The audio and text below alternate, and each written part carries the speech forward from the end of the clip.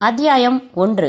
சென்ற வருடத்தில் ஒரே ஒரு எழுத்து கொண்ட உஷ்ண மாதத்தில் அனல் காற்று வீச, முக்கிய நாளிதழின் முதல் பக்கத்தில் 105 டிகிரி வெயிலில் சில முதியவர்கள் மோட்சமடைய, ரெஃப்ரிஜிரேட்டர் ஏர் கண்டிஷனர் விற்பனை கோடுகள் மலையேறி கொண்டிருந்த ஒரு கால சதுரத்தில் இளங்கோவன் வாடகைக்கு எடுத்திருந்த டை கட்டிக்கொண்டு நேர்முகத் தேர்வில் பவ்யமாய் பதில் சொல்லிக் கொண்டிருந்தான்.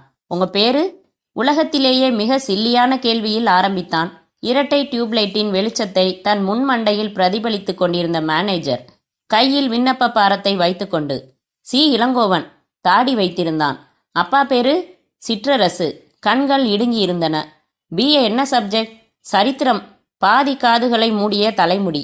இந்த வேலையில மாசத்துக்கு 15 நாள் வெளியூர்கள் போயிட்டு வர வேண்டியிருக்கும். எனக்கு பயணத்துல வாந்தி வராது சார். பணம் புழங்குற வேலை. நாணயமானவன் சார். நான் என்ன எதிர்பார்க்குறீங்க? வேலை. நான் சம்பளத்தை கேட்டேன். 3000. 2000 தான் நாங்கள் நிர்ணயிச்சிருக்கோம். பரவாயில்ல சார். 10,000 ரூபாய் டெபாசிட் கட்ட முடியுமா உங்களால்? வசதி இல்லை சார்.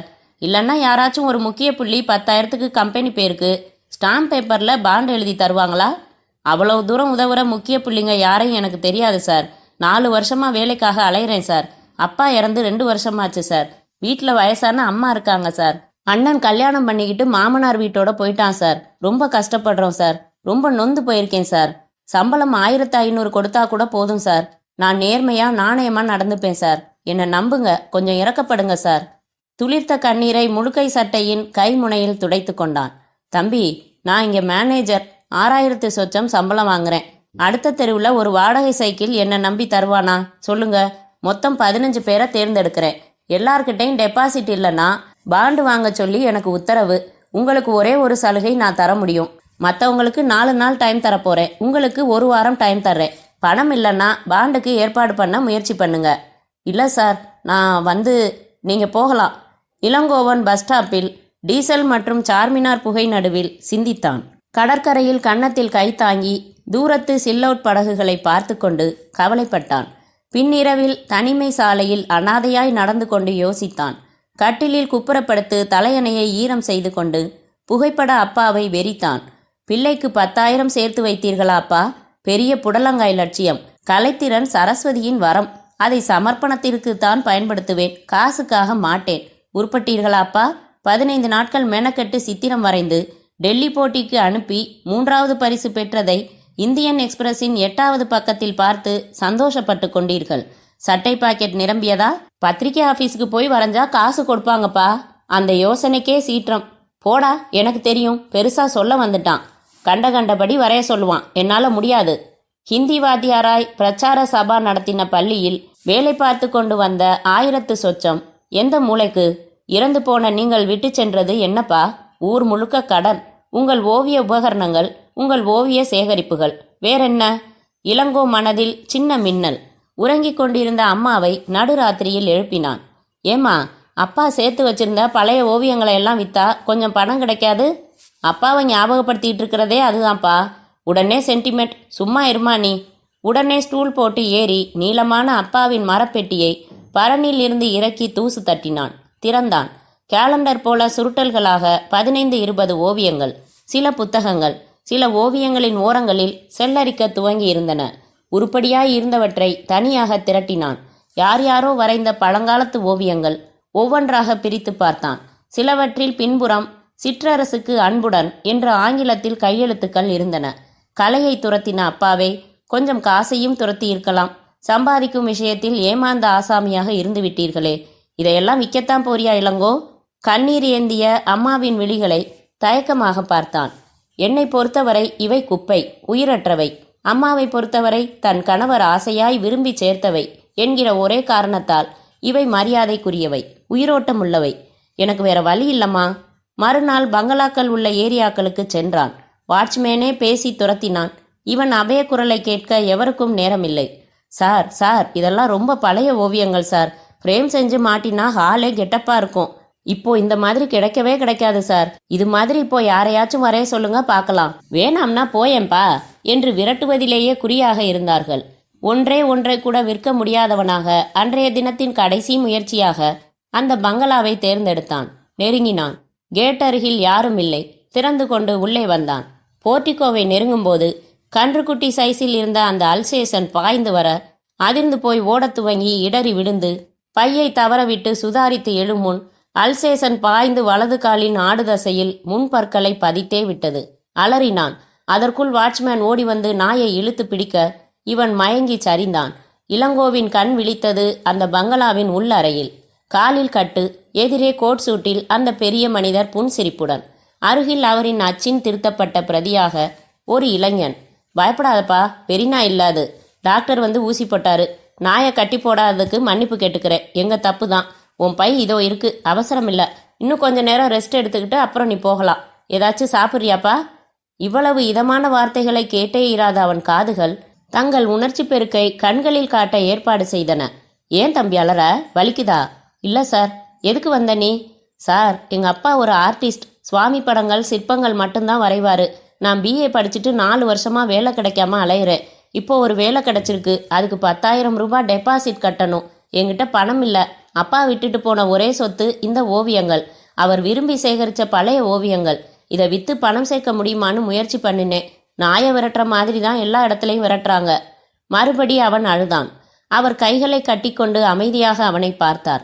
இளங்கோ தன் அப்பா பற்றி, வேலை வாய்ப்புக்காக தான் பட்ட கஷ்டங்கள் பற்றி விரிவாக உருக்கமாக சொன்னான். எங்க அப்பா நினைவா வீட்டில் இருக்கிறது இந்த ஓவியங்கள் தான் சார். இதை விற்க அம்மாவுக்கு மனசே இல்லை. ஆனா எனக்கு வேற வழி இல்லை. ப்ளீஸ் சார், நீங்களாவது கொஞ்சம் மனசு வைங்க சார். பாருங்க சார், அற்புதமான படங்கள். 1-2 வாங்குங்க சார். அவர் மெல்ல சிரித்தார். எனக்கு இதுல எல்லாம் ஈடுபாடு கிடையாது தம்பி. எனக்கு உதவுறதா நினைச்சு வாங்குங்க சார். டெபாசிட் கேட்குற கம்பெனி அட்ரஸ் என்ன? சொன்னான். இளங்கோ, உனக்கு உதவி செய்யணும்னு தோணுது. ஆனா எனக்கு இந்த ஓவியங்கள் எல்லாம் வேணாம். அந்த கம்பெனியில 10,000 நான் கட்டிட ஏற்பாடு செய்கிறேன். இதை இனாமா கொடுத்தா அது உன்னை பொறுப்பில்லாதவனாக்கிடும். கடன் தான் இது. அப்பப்போ கொஞ்சம் கொஞ்சமா நீ திருப்பி கொடுக்கணும். சம்மதமா? தானாக அவனது 2 கரங்களும் அவரை நோக்கி கூப்பின. சார், இந்த உதவியை என் வாழ்நாள் முழுவதும் நான் மறக்க மாட்டேன். கடன்னு நீங்க சொல்லிட்டீங்க, சரி. அதே சமயம் சும்மா கடன் வாங்காம இந்த ஓவியங்களை அடமானமா வச்சதா நினைச்சுக்கிறேன். இதெல்லாம் உங்ககிட்டயே இருக்கட்டும். அப்பதான் நான் இன்னும் பொறுப்பா சீக்கிரமா பணத்தை திருப்பி கொடுக்க தூண்டுதலா இருக்கும். வெரி ஸ்மார்ட் என்று அவன் கன்னத்தில் தட்டிவிட்டு தன் மகன் பக்கம் திரும்பினார். சரிப்பா என்றான் அவன். இளங்கோ நன்றியுணர்ச்சியின் மேலீட்டில் மீண்டும் அழுதான். அத்தியாயம் 2. கூட்டினால் 4 வருகின்ற இந்த வருடத்தில், வரியுள்ள 2வது மாதத்தில், இன்னும் நகராமல் பிடிவாதமாக பனியும் குளிரும் ஆட்சி செய்யும் தமிழகத்தை ஆட்சி செய்ய புதிய அரசாங்கம் வந்திருக்கும் காலச்சதுரத்தில், அழுக்காமல் சலிக்காமல் வலிக்காமல் சுளுக்காமல் நிறுத்தப்பட்ட நிமிடம் முதல் கையை நீட்டிக்கொண்டே இருக்கும் அறிஞர் அண்ணாவுக்கு அருகில் அந்த கட்டிடத்தில் 3வது மாடியில் ஸ்கை டச் பிலிம் டிஸ்ட்ரிபியூட்டர்ஸ் என்று பித்தளை உப்பல் எழுத்துக்களுடன் போர்டு மாட்டியிருந்த அலுவலகத்தில் தனி அறையில் பல் குத்தி கொண்டே போனில் பேசும் கண்ணபிரானை அறிமுகப்படுத்த வேண்டியதில்லை. மறந்தவர்களுக்கு மட்டும் 4 வரிகள்.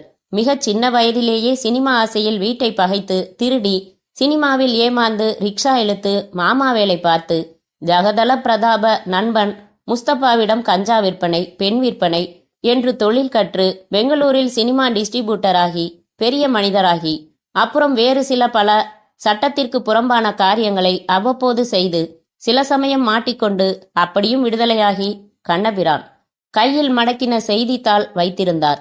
போன் ரிசீவரை ஹோல்டர் பொருத்தி கழுத்தை சாய்த்து தோள்பட்டையில் தாங்கினபடி பேசினார். ஹலோ மிஸ்டர் சக்கரவர்த்தி. எஸ் என்றது மறுமுனை. குட் மார்னிங், என் பேர் கண்ணபிரான். 4-5 வருஷம் முன்னாடி மயிலாப்பூர் டென்னிஸ் கிளப்ல நான் மெம்பரா இருந்தேன். நீங்க விளையாட வருவீங்க. அதிகம் நாம பழகினதில்ல. ஆனா நேர்ல சந்திச்சா நினைவுக்கு வரலாம். மயிலாப்பூர் கிளப்ல 12 வருஷமா நான் மெம்பர். தினம் விளையாட போறதுண்டு. சாரி, உங்க பேர் எனக்கு நினைவுக்கு வரலையே. பரவாயில்ல, பேப்பர்ல விளம்பரம் பார்த்தேன். அடையாறு நல்ல ஏரியாவாச்சே. எதுக்காக சார் பங்களாவை விற்கிறீங்க? பம்பாயில் ஒரு புது பிஸ்னஸ் ஆரம்பிக்கிறேன். முதலீடுக்கு பணம் தேவைப்படுது. Are you interest? எவ்வளவு விலை நிர்ணயிச்சிருக்கீங்க? நேர்ல முதல்ல பங்களாவை பாருங்க, அதுக்கப்புறம் சொல்றேன். சரி, எப்போ வரலாம்? ஈவினிங் தான் சௌகரியம். ஏன்னா காலையில 8 மணிலேருந்து சாயங்காலம் 5 மணி வரைக்கும் ஷூட்டிங் நடக்குது. 15 நாளைக்கு பேசியிருக்காங்க. ஷூட்டிங்குக்கு விட்டுக்கிட்டு இருக்கீங்களா? அப்படின்னா நீங்க குடியிருக்கிறது அது வேற பங்களா, பெசன் நகர்ல இருக்கு. கரெக்டா 6 மணிக்கு நீங்க அடையார் பங்களாவுக்கு வாங்க. நான் இங்கே அதுக்கு முன்னாடி போய் உங்களுக்காக வெயிட் பண்றேன். பாருங்க, அப்புறம் பேசலாம். சரி சார் என்று வைத்தார். கண்ணபிரான் பாதி உரையாடலில் இருந்தபோது உள்ளே வந்திருந்த அவர் மகன் பாபு பேசி முடிக்கும் வரை எதிர் நாற்காலியில் அமர்ந்து பேப்பர் வெயிட்டை உருட்டி கொண்டிருந்தான். அவர் நிமிர்ந்ததும், என்ன டாடி, பங்களான்னு ஏதோ பேசுனீங்க என்றான். பென்சிலில் வட்டமடித்து வைத்திருந்த செய்தித்தாளை அவனிடம் கொடுத்து, அடையாறில் ஒரு பங்களா வந்தா வாங்கணும்னு நினச்சிக்கிட்டு இருந்தேன். விளம்பரம் வந்திருக்குது, அதான் கூப்பிட்டு பேசினேன். எனக்கு தெரிஞ்ச விலாசம்தான். பணத்தேவை இருக்கு போல தெரியுது. கொஞ்சம் பேரம் பேசி வாங்கலாம். சாயங்காலம் பார்த்துட்டு வந்துடுறேன். நீ போன காரியம் என்னாச்சு பாபு?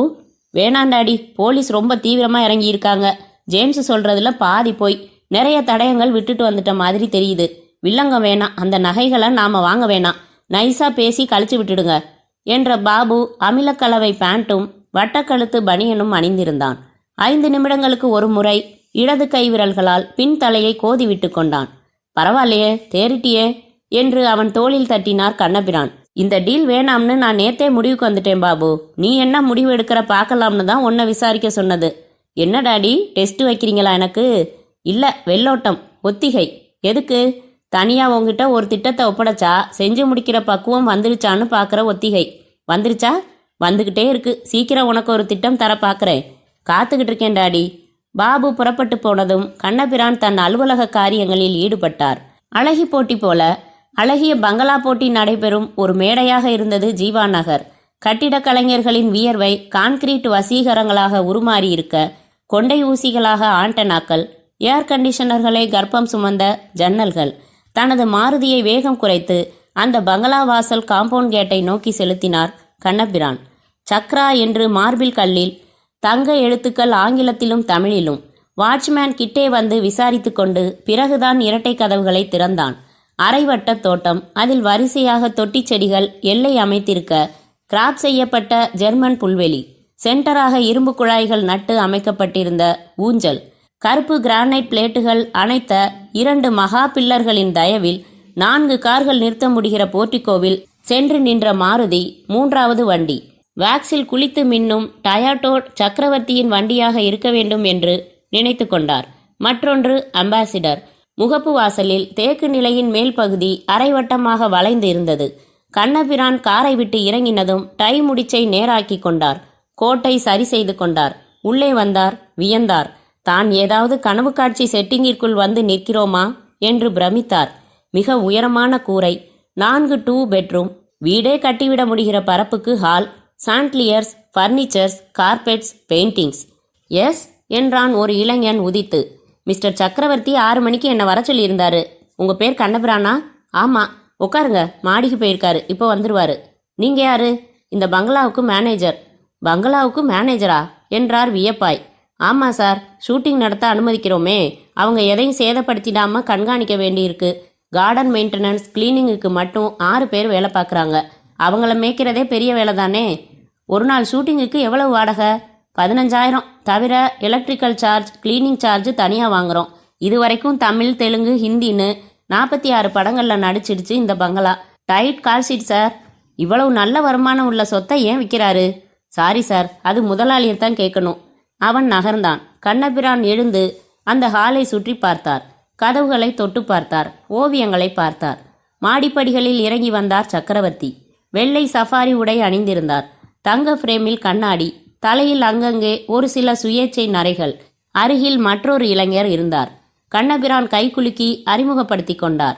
இவர் டொமினிக் லூயிஸ், என்ஜினியர். இவர்தான் இந்த பங்களாவை கட்டினது என்று அறிமுகப்படுத்தினார் சக்கரவர்த்தி. 1/4 மணி நேரம் அவரவர் தொழில்கள் பற்றி பேசிவிட்டு பங்களாவை சுற்றி பார்த்தனர்.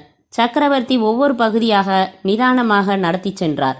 பொருள்கள் சேகரிக்க சிரமப்பட்டதை, எலக்ட்ரிசிட்டி வாங்க போராடியதை, முதலில் வேறு டிசைன் போட்டு இம்ப்ரூவ் செய்ததை ஒரு டூரிஸ்ட் கைடு போல சுவையாக சொல்லிக்கொண்டே வந்தார். முழு பங்களாவையும் சுற்றி பார்த்துவிட்டு மீண்டும் ஹாலில் சோஃபாவில் அமர்ந்தார்கள். என்ன மிஸ்டர் கண்ணபிரான், பங்களா பிடிச்சிருக்கா? இந்த பங்களாவை பிடிக்கலன்னு சொல்றவன் குருடன். பத்திரத்துல எந்த வில்லங்கமும் இல்லை, என் பேர்ல தான் இருக்கு. நீங்க பத்திரப்பதிவு அலுவலகத்துல சர்டிபிகேட் எடுத்து பார்த்துக்கலாம். நம்ம வக்கீல் அதெல்லாம் பார்த்துப்பார் சார். முக்கியமான விஷயத்துக்கு வாங்க. ஏரியா தெரியும், எத்தனை கிரவுண்டுன்னு தெரியும். விலை என்ன எதிர்பார்க்குறீங்க?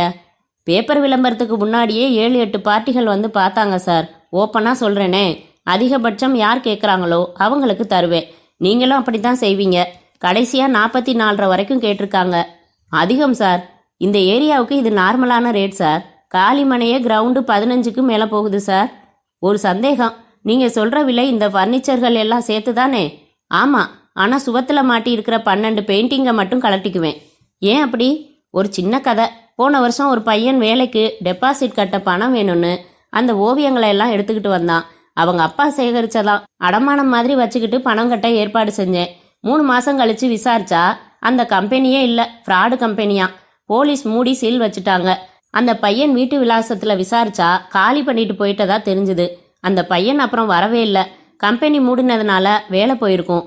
அதனால வாங்கின கடனை திருப்பி தர முடியாம என்னை சந்திக்க தயங்கிட்டு எங்கேயோ போயிருக்கணும். பின்ன என்ன, நான் நாணயத்துக்கு ரொம்ப கட்டுப்பட்டவன். அந்த பையன் எப்படியும் வருவான்னு எனக்கு தோணுது. அப்படி வந்து கேட்டா பங்களாவோட சேர்த்து வித்துட்டேன்னு சொல்றது அசிங்கம். அதான். ரொம்ப நேர்மையாளரா இருப்பீங்க போலிருக்கே. ஓவியத்தை விடுங்க, கடைசியா ஒரு விலை மனசுல வச்சிருப்பீங்க, அதை சொல்லுங்க. நான் யோசிச்சு ஒரு வாரத்துல பதில் சொல்றேன். 44க்கு குறைச்சு நான் இந்த பங்களாவை விற்கிறதா இல்லை சார். அதான் நான் மனசுல வச்சிருக்கிற ஃபைனல் பிரைஸ். கண்ணபிரான் எழுந்து கொண்டார். கைகூப்பி விடை பெற்றார். காரில் திரும்பும்போது மனதில் சில கணக்குகளை போட்டு பார்த்தார். 44 அதிக விலையாகவே பட்டது.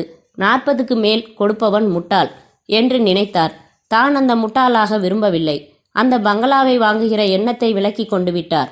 இரவு சாப்பாட்டுக்கு பிறகு அந்த வெளிநாட்டு புத்தகத்தை புரட்டும் வரை. அத்தியாயம் 3. அந்த நட்சத்திர ஹோட்டலின் நீச்சல் குளத்தில் 4 மூலைகளில் இருந்தும் நீல வெளிச்சம் தண்ணீரில் வைரச் செதில்களை உருவாக்கி கொண்டிருந்தன. டைவிங் போர்டில் இருந்து எம்பி ஒரு வட்டம் அடித்து சொய் என்று மீன் கொத்தி போல தண்ணீர் கண்ணாடியை உடைத்து கொண்டு உள்ளே போய் உள்பரப்பிலேயே கொஞ்ச தூரம் நீந்தி பிறகு மேற்பரப்புக்கு வந்தான் கண்பத். மல்லாந்து மெதுவாக 2 கால்களையும் இணையாக அசைத்து கொண்டு சற்று நேரம் அப்படியே இருந்தான். நட்சத்திரங்கள் தூவின வானத்தை பார்த்தான். 10 நிமிடங்கள் கழித்து இரும்பு படிகள் ஏறி மேலே வந்தான். பிளாஸ்டிக் சாய்வு நாற்காலியில் சில நிமிடங்கள் கிடந்தான். பிறகு எழுந்தான். உடைமாற்றும் அறைக்கு சென்று துவட்டி கொண்டான். முழங்கால் வரை வந்த நீளமான அங்கியை அணிந்து கொண்டான். அதன் விசாலமான பாக்கெட்டில் கை செலுத்தி வாட்ச் எடுத்து கட்டிக்கொண்டான். சிகரெட் எடுத்து பற்ற வைத்து கொண்டான். கனமான தகடு இணைந்த அரை சாவியை தொட்டு பார்த்து கொண்டான்.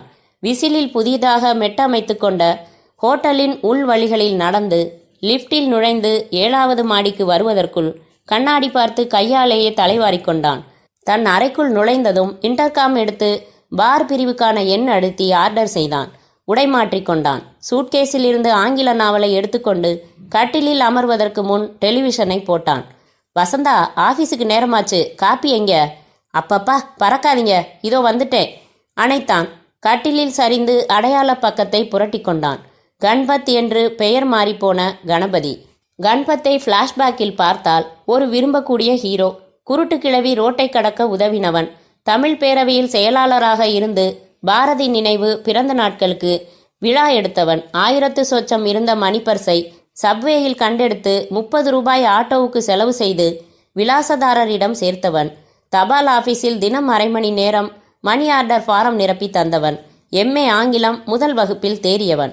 வேலை கிடைக்குமா வேலை என்று தெருவில் கூவாத குறையாக 6 வருடங்கள் அலைந்த போதுதான் ஏன் படித்தோம் என்று கேள்வி எழுந்தது. 3 காதல் கடிதங்கள் பரஸ்பரம் பரிமாறிய பிறகு 17 முறை கடற்கரையில் மடியில் படுத்து ஸ்வீட் நத்திங்ஸ் பேசின பிறகு 20 படங்களுக்கு போய் சும்மா இருங்க என்று சினுங்கிக் கொண்டே அனுமதித்த பிறகு அந்த ஸ்வர்ணலதா, காதல் வேற வாழ்க்கை வேற, அப்பா சொல்றத மீற முடியல கணபதி, சாரி, மன்னிச்சிடுங்க, மறந்துடுங்க என்று பிராக்டிக்கல் வசனம் பேசும்போதுதான் ஏன் என்னிடம் பணம் இல்லை என்று கேள்வி எழுந்தது. அண்ணன் பாகம் பிரித்து கொண்டு போக தங்கை லெட்டர் எழுதி வைத்துவிட்டு தன் 16 வயதினிலே காதல் அலைகள் ஓய்வதில்லை என்று காணாமல் போன தினத்தின் காலையில்தான் ஏன் என்னிடம் மட்டும் சுயநலம் இல்லை என்று கேள்வி எழுந்தது. சின்ன சின்ன கோபங்கள் கூட்டு சேர்ந்தன, அணியாக திரண்டன, புதிய சித்தாந்தங்களை விதைத்தன. கணபதி, நீ அறிவாளி, ஆனால் புத்திசாலி இல்லை. அறிவை நேர்வழியில் பயன்படுத்த நினைப்பவன் புத்திசாலி ஆக மாட்டான். முடியாது. நாட்டில் 1000 குறுக்கு வழிகள் இருக்கின்றன. கவனி, புறப்படு. கணபதி கண்பத் ஆனான். இன்றைய கண்பத் ஆங்கிலத்தில் சொன்னால் ஒரு ஆன்டி சோசியல் எலிமெண்ட், தமிழில் சமூக விரோதி. நளினமாக டை கட்டின ராஸ்கல். பஸ்ஸர் ஒலித்தது. கமீன் என்றான். அவன் ஆர்டர் செய்த ஐட்டங்கள் வந்தன. ஐஸ் துண்டங்களை போட்டுக்கொண்டு நிதானமாக குடித்தான். அசைவங்களை சாப்பிட்டான். நேரம் பார்த்து கொண்டான். ஏன் இன்னும் காணோம்? மீண்டும் பஸ்ஸர் கமீன். சாரி கண்பத், நான் அரை மணி நேரம் லேட். தொளதொளவென்று சட்டையும் பேண்ட்டும் அணிந்திருந்தாள். தலையை ஸ்டைலாக வெட்டியிருந்தாள். தலையை அசைத்து பேச கூந்தல் அடுக்குகள் நெளிந்து மீண்டும் அவற்றின் இடத்தில் அமைந்து கொண்டன. இரத்தத்தை முத்தமிட்டிருந்தாள். ஒற்றை காலால் கதவை சாத்தினாள். வந்து சுவாதீனமாக அவன் புகைத்து கொண்டிருந்த சிகரெட்டை வாங்கி தன் உதட்டில் வைத்துக்கொண்டு, கோபமில்லையே? கோவப்பட நீ என் பொண்டாட்டியா? இடைக்கால பொண்டாட்டி. போன வாரம் எங்கே மேய போயிருந்த? லவ்டேல். என்ன சீசன் தெரியுமா? 4 நாள் மலையேறிட்டு வந்திருக்கியா? கம்பெனி சரியில்லை கண்பத். தாத்தா 53 வயசு. கண்ணாடியை கலட்டிட்டா ஒரே தடவல் தான். 4 நாள் தீவிர முயற்சியில் கடைசி நாள் தான். சில வினாடிகளில் போர்வைக்கடியில் இருந்தார்கள். என்ன கல்யாணம் பண்ணிக்கிறியா கண்பத்? மாட்டேன். ஏன்? நான் அழகா இல்லையா? அழகு உடம்பு மட்டும் பொறுத்ததில்லை. நான் மோசம்தான். கல்யாணம் பண்ணிக்கிறேன்னு சொல்லு. அன்னியிலேருந்து ஏகபத்தினன் விரதி. உன்கிட்ட பிடிக்காததே இந்த பேச்சு தான். Don't be mechanical Ganpat. Shut up. Telephone அடிக்க ஒரு கை அவள் மேல் அலைய எடுத்து, ஹலோ கண்பத், பாபு பேசுகிறேன். என்ன பாபு, அப்பா வர சொன்னாரா? அப்பா வர சொன்னாதான் வருவியா? நீ கூப்பிட்டாலும் வருவேன். முதலாக டேடி ஒரு ப்ராஜெக்ட் என்கிட்ட ஒப்படைச்சிருக்காரு. ஒன்றை வச்சு தான் அதை முடிக்க போகிறேன். என்ன பண்ணிக்கிட்டு இருக்க? அட்டை இல்லாத புஸ்தகம் ஒன்றை படிச்சுக்கிட்டு இருக்கேன். அவன் உவமானத்தை ரசித்து சிரித்தாள் வாய் விட்டு. என்ன அது சிரிப்பு சத்தம்? பொம்பளையா? சேச்சா, டிவியில் செய்தி வாசித்து முடிச்சுட்டு சிரிக்கிறாங்க. உளராத. சத்தமாவா சிரிப்பாங்க? சரி, படிச்சிட்டியா? எதை? புஸ்தகத்தை தான். 28ஆம் பக்கத்தில் இருக்கேன். 15 நிமிஷத்தில் பேண்ட் மாட்டிக்கிட்டு புறப்படுற. நேராக இங்கே வர. கண்பத் ரிசீவரை வைத்துவிட்டு இந்த ரிசீவரை கவனித்தான். அத்தியாயம் 4. படி நிதானமா என்றான் பாபு. தரப்பட்ட அந்த ட்ரையோ ஆங்கில மாத இதழில் மடக்கப்பட்ட பக்கத்தை நிதானமாக படித்தான் கண்பத். பாரிஸ் நகரத்தில் பழம்பொருள் சேகரிப்பாளர் ஜான் மெர்வின் வர்த்தகத்தில் பெரிய நஷ்டம் அடைந்ததால் தனது அரிய சேகரிப்பு பொருள்களை ஏலம் விட்டார். அந்த பொருள்கள் அவருக்கு அவரே எதிர்பார்க்காத அளவிற்கு நிறைய பணம் ஈட்டி தந்தது. ஏலத்தில் மிக அதிக விலைக்கு விற்கப்பட்ட பொருள் ஒரு ஓவியம். ஜெர்மன் தேசத்து ஓவியர் ஹீல் பிரிச்சோடாவின் உறங்கும் இரவு என்ற கேன்வாஸ் ஓவியம் அது. ஏலத்தில் எடுக்கப்பட்ட தொகை 5,60,000 பிராங்க்ஸ். அதை ஏலத்தில் வாங்கியவர் அதே பாரிஸ் நகரத்தைச் சேர்ந்த ஜார்ஜ் டி சில்வா. அவரை நமது சிறப்பு நிருபர் பேட்டி கண்டார். ஜார்ஜ் டி சில்வா, நீங்கள் பழம்பொருட்கள் சேகரிப்பவரா? இல்லை. பிறகு இந்த ஓவியத்தை ஏன் வாங்கினீர்கள்? நான் ஓவியர் ஹீல் பிரிச்சோடாவின் பரம ரசிகன். அவர் சம்பந்தப்பட்ட பொருட்கள், அவர் உபயோகித்த உடைகள், எழுதின கடிதங்கள், அவரின் ஓவியங்கள் என்று மட்டும் சேகரித்து வருகிறேன். ஏலத்தில் போட்டி இருந்ததா? நிச்சயமாக. ஹீல் பிரிச்சோடாவிற்கு உலகம் முழுவதும் ஏராளமான ரசிகர்கள் இருக்கிறார்கள். அவர்களில் என்னை போன்ற ஆர்வமான பணக்காரர்களும் நிறைய பேர் உண்டு. வெஸ்ட் பெர்லினில் இருக்கும் ஃபூசோ பெர்னாண்டஸ் தான் முக்கிய போட்டியாக இருந்தார். கடைசி வரை ஏலத்தில் பங்கு கொண்டு சோர்ந்து போனார். அவரிடமும் என் அளவுக்கு கலெக்ஷன்ஸ் இருக்கின்றன. ஹீல் பிரிச்சோடாவின் முழுமையான கலெக்ஷன் உங்களிடம் இருப்பதாக சொல்ல முடியுமா? முடியாது. 50% வரைதான் சேகரித்துள்ளேன். அவரே எழுதின தனது புத்தகத்தில் தான் இறுதியாக வரைந்த ஓவியத்தை பற்றி குறிப்பிட்டுள்ளார். தன் இறுதி நாட்களில் கை நடுங்கும் காரணமாக அவரால் வரைய இயலவில்லை.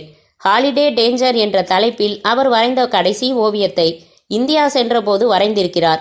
பல கிலோமீட்டர் தூரத்திலிருந்து வந்து சந்தித்த ஒரு ஆர்வமான ரசிகருக்கு அந்த ஹாலிடே டேஞ்சர் ஓவியத்தை பரிசாக கையெழுத்திட்டு அளித்து விட்டதாக குறிப்பிட்டு உள்ளார். அந்த கடைசி ஓவியத்தை நானும் எவ்வளவோ முயற்சிகள் எடுத்துக்கொண்டும் யாரிடம் இருக்கிறது என்று கூட தெரிந்து கொள்ள முடியவில்லை. அந்த ஓவியம் இறுதி ஓவியம் என்பதால் முக்கியத்துவம் அதிகம். அது என் கலெக்ஷனில் சேர்ந்துவிட்டால் நான் மற்றவர்களை காட்டிலும் அதிக சேகரிப்பு வைத்துள்ளதாக பெருமைப்பட்டு கொள்ள முடியும். அந்த ஓவியம் உங்கள் சேகரிப்பில் சேர எங்கள் பத்திரிகையின் சார்பில் வாழ்த்துக்கள். நன்றி. புகைப்படங்கள் எதுவும் இடம்பெறாத அந்த அரைப்பக்க கட்டுரையை வாசித்து முடித்ததும் கண்பத் புருவங்கள் நெளிய பாபுவை பார்த்தான். அந்த ஓவியத்தை தேடுறதுதான் ப்ராஜெக்டா பாபு? இல்லை, சாமர்த்தியமாக கிளப்புறது தான். What to you mean? அது இருக்கிற இடம் தெரியுமா? அதிர்ஷ்ட தேவதை தானா வந்து டாடியை பார்த்து கண்ணடிச்சிருக்கா கண்பத். ஸ்ட்ரைட்டாக வந்துடணும் எனக்கு. அடையாறில் ஒரு பங்களா விலைக்கு வாங்குறதுக்காக போய் பார்த்தா அங்கே நிறைய கேன்வாஸ் பெயிண்டிங்ஸ் ஃப்ரேம் போட்டு மாட்டி இருந்திருக்கு. டாடி வீட்டுக்கு வந்து எதேச்சையா அன்னைக்கு தபாலில் வந்த இந்த பத்திரிகையை புரட்டியிருக்காரு. ஹாலிடே டேஞ்சர் என்ற தலைப்பு எழுதி ஒரு பெயிண்டிங் அங்கே பார்த்தது நினைவுக்கு வந்திருக்கு. மறுநாள் அங்கே போய் வாட்ச்மேன் கிட்ட சொல்லிட்டு சுற்றி பார்க்குற மாதிரி நல்லா அந்த ஓவியத்தை கவனிச்சிருக்காரு. ஹீல் பிரிச்சோடான்னு ஓவியத்தில் கையெழுத்து இருக்கான். ரியலி? அந்த ஓவியம் அங்கே எப்படி வந்துச்சுங்கிறதுக்கு ஒரு பின்கதை இருக்கான். சக்கரவர்த்தி சொன்னதை அப்படியே கண்ணபிரான் சொன்னதை அப்படியே பாபு சொன்னதும். அப்படின்னா அந்த பையனோட அப்பா தான் ஹீல் பிரிச்சோ கிட்ட பரிசா ஓவியம் வாங்கிக்கிட்ட ரசிகரா? அதே. அந்தாள் செத்துட்டாரு. இந்த பையன் அடகு வச்சவனுக்கு அந்த ஓவியத்துக்கு மதிப்பு தெரியாது. சக்கரவர்த்திக்கும் ஓவியங்கள் பத்தி எதுவும் தெரியாது இல்லையா? அதே. My God. அப்போ அந்த பங்களாவில் யாருக்கும் மதிப்பு தெரியாம பல லட்சக்கணக்கில் மதிப்புள்ள ஓவியம் தேமேன்னு தொங்கிக்கிட்டு இருக்கு. அவன் பேர் என்ன? கண்பத் பத்திரிகையை புரட்டி பார்த்தான். George de Silva. எவ்வளவு பிராங்க்ஸ் கொடுத்து வாங்கியிருக்கான் தெரியுமா? சொல்லு. இந்திய மதிப்பில் கிட்டத்தட்ட 14 லட்சம். வாவ். இந்த கடைசி ஓவியம் ஒரு பிரஸ்டீஜியஸ் ஓவியம். இதுக்கு இன்னும் அதிகமான விலை கூட அவன் தருவான் பாபு. இதான் ப்ராஜெக்ட் கண்பத். Very interesting. முதல்ல ஜார்ஜ் டி சில்வா விலாசம் வாங்கணும். டாடி வாங்கியாச்சு ஃபோன்லேயே. நேரடியாக பேசியாச்சா? இல்லை, ஓவியம் கைக்கு வந்த பிறகுதான் பேசணும்னு சொன்னார். ரைட், இறங்கிடலாமா? திட்டம் என்ன அதை சொல்லு. முகமூடி போட்டுக்கிட்டு ராத்திரியில் போனால் வாட்ச்மேன் மட்டும்தான் இருப்பான். அவனை மடக்கிட்டு உள்ளே போய் அடிச்சுக்கிட்டு வந்துடலாமா?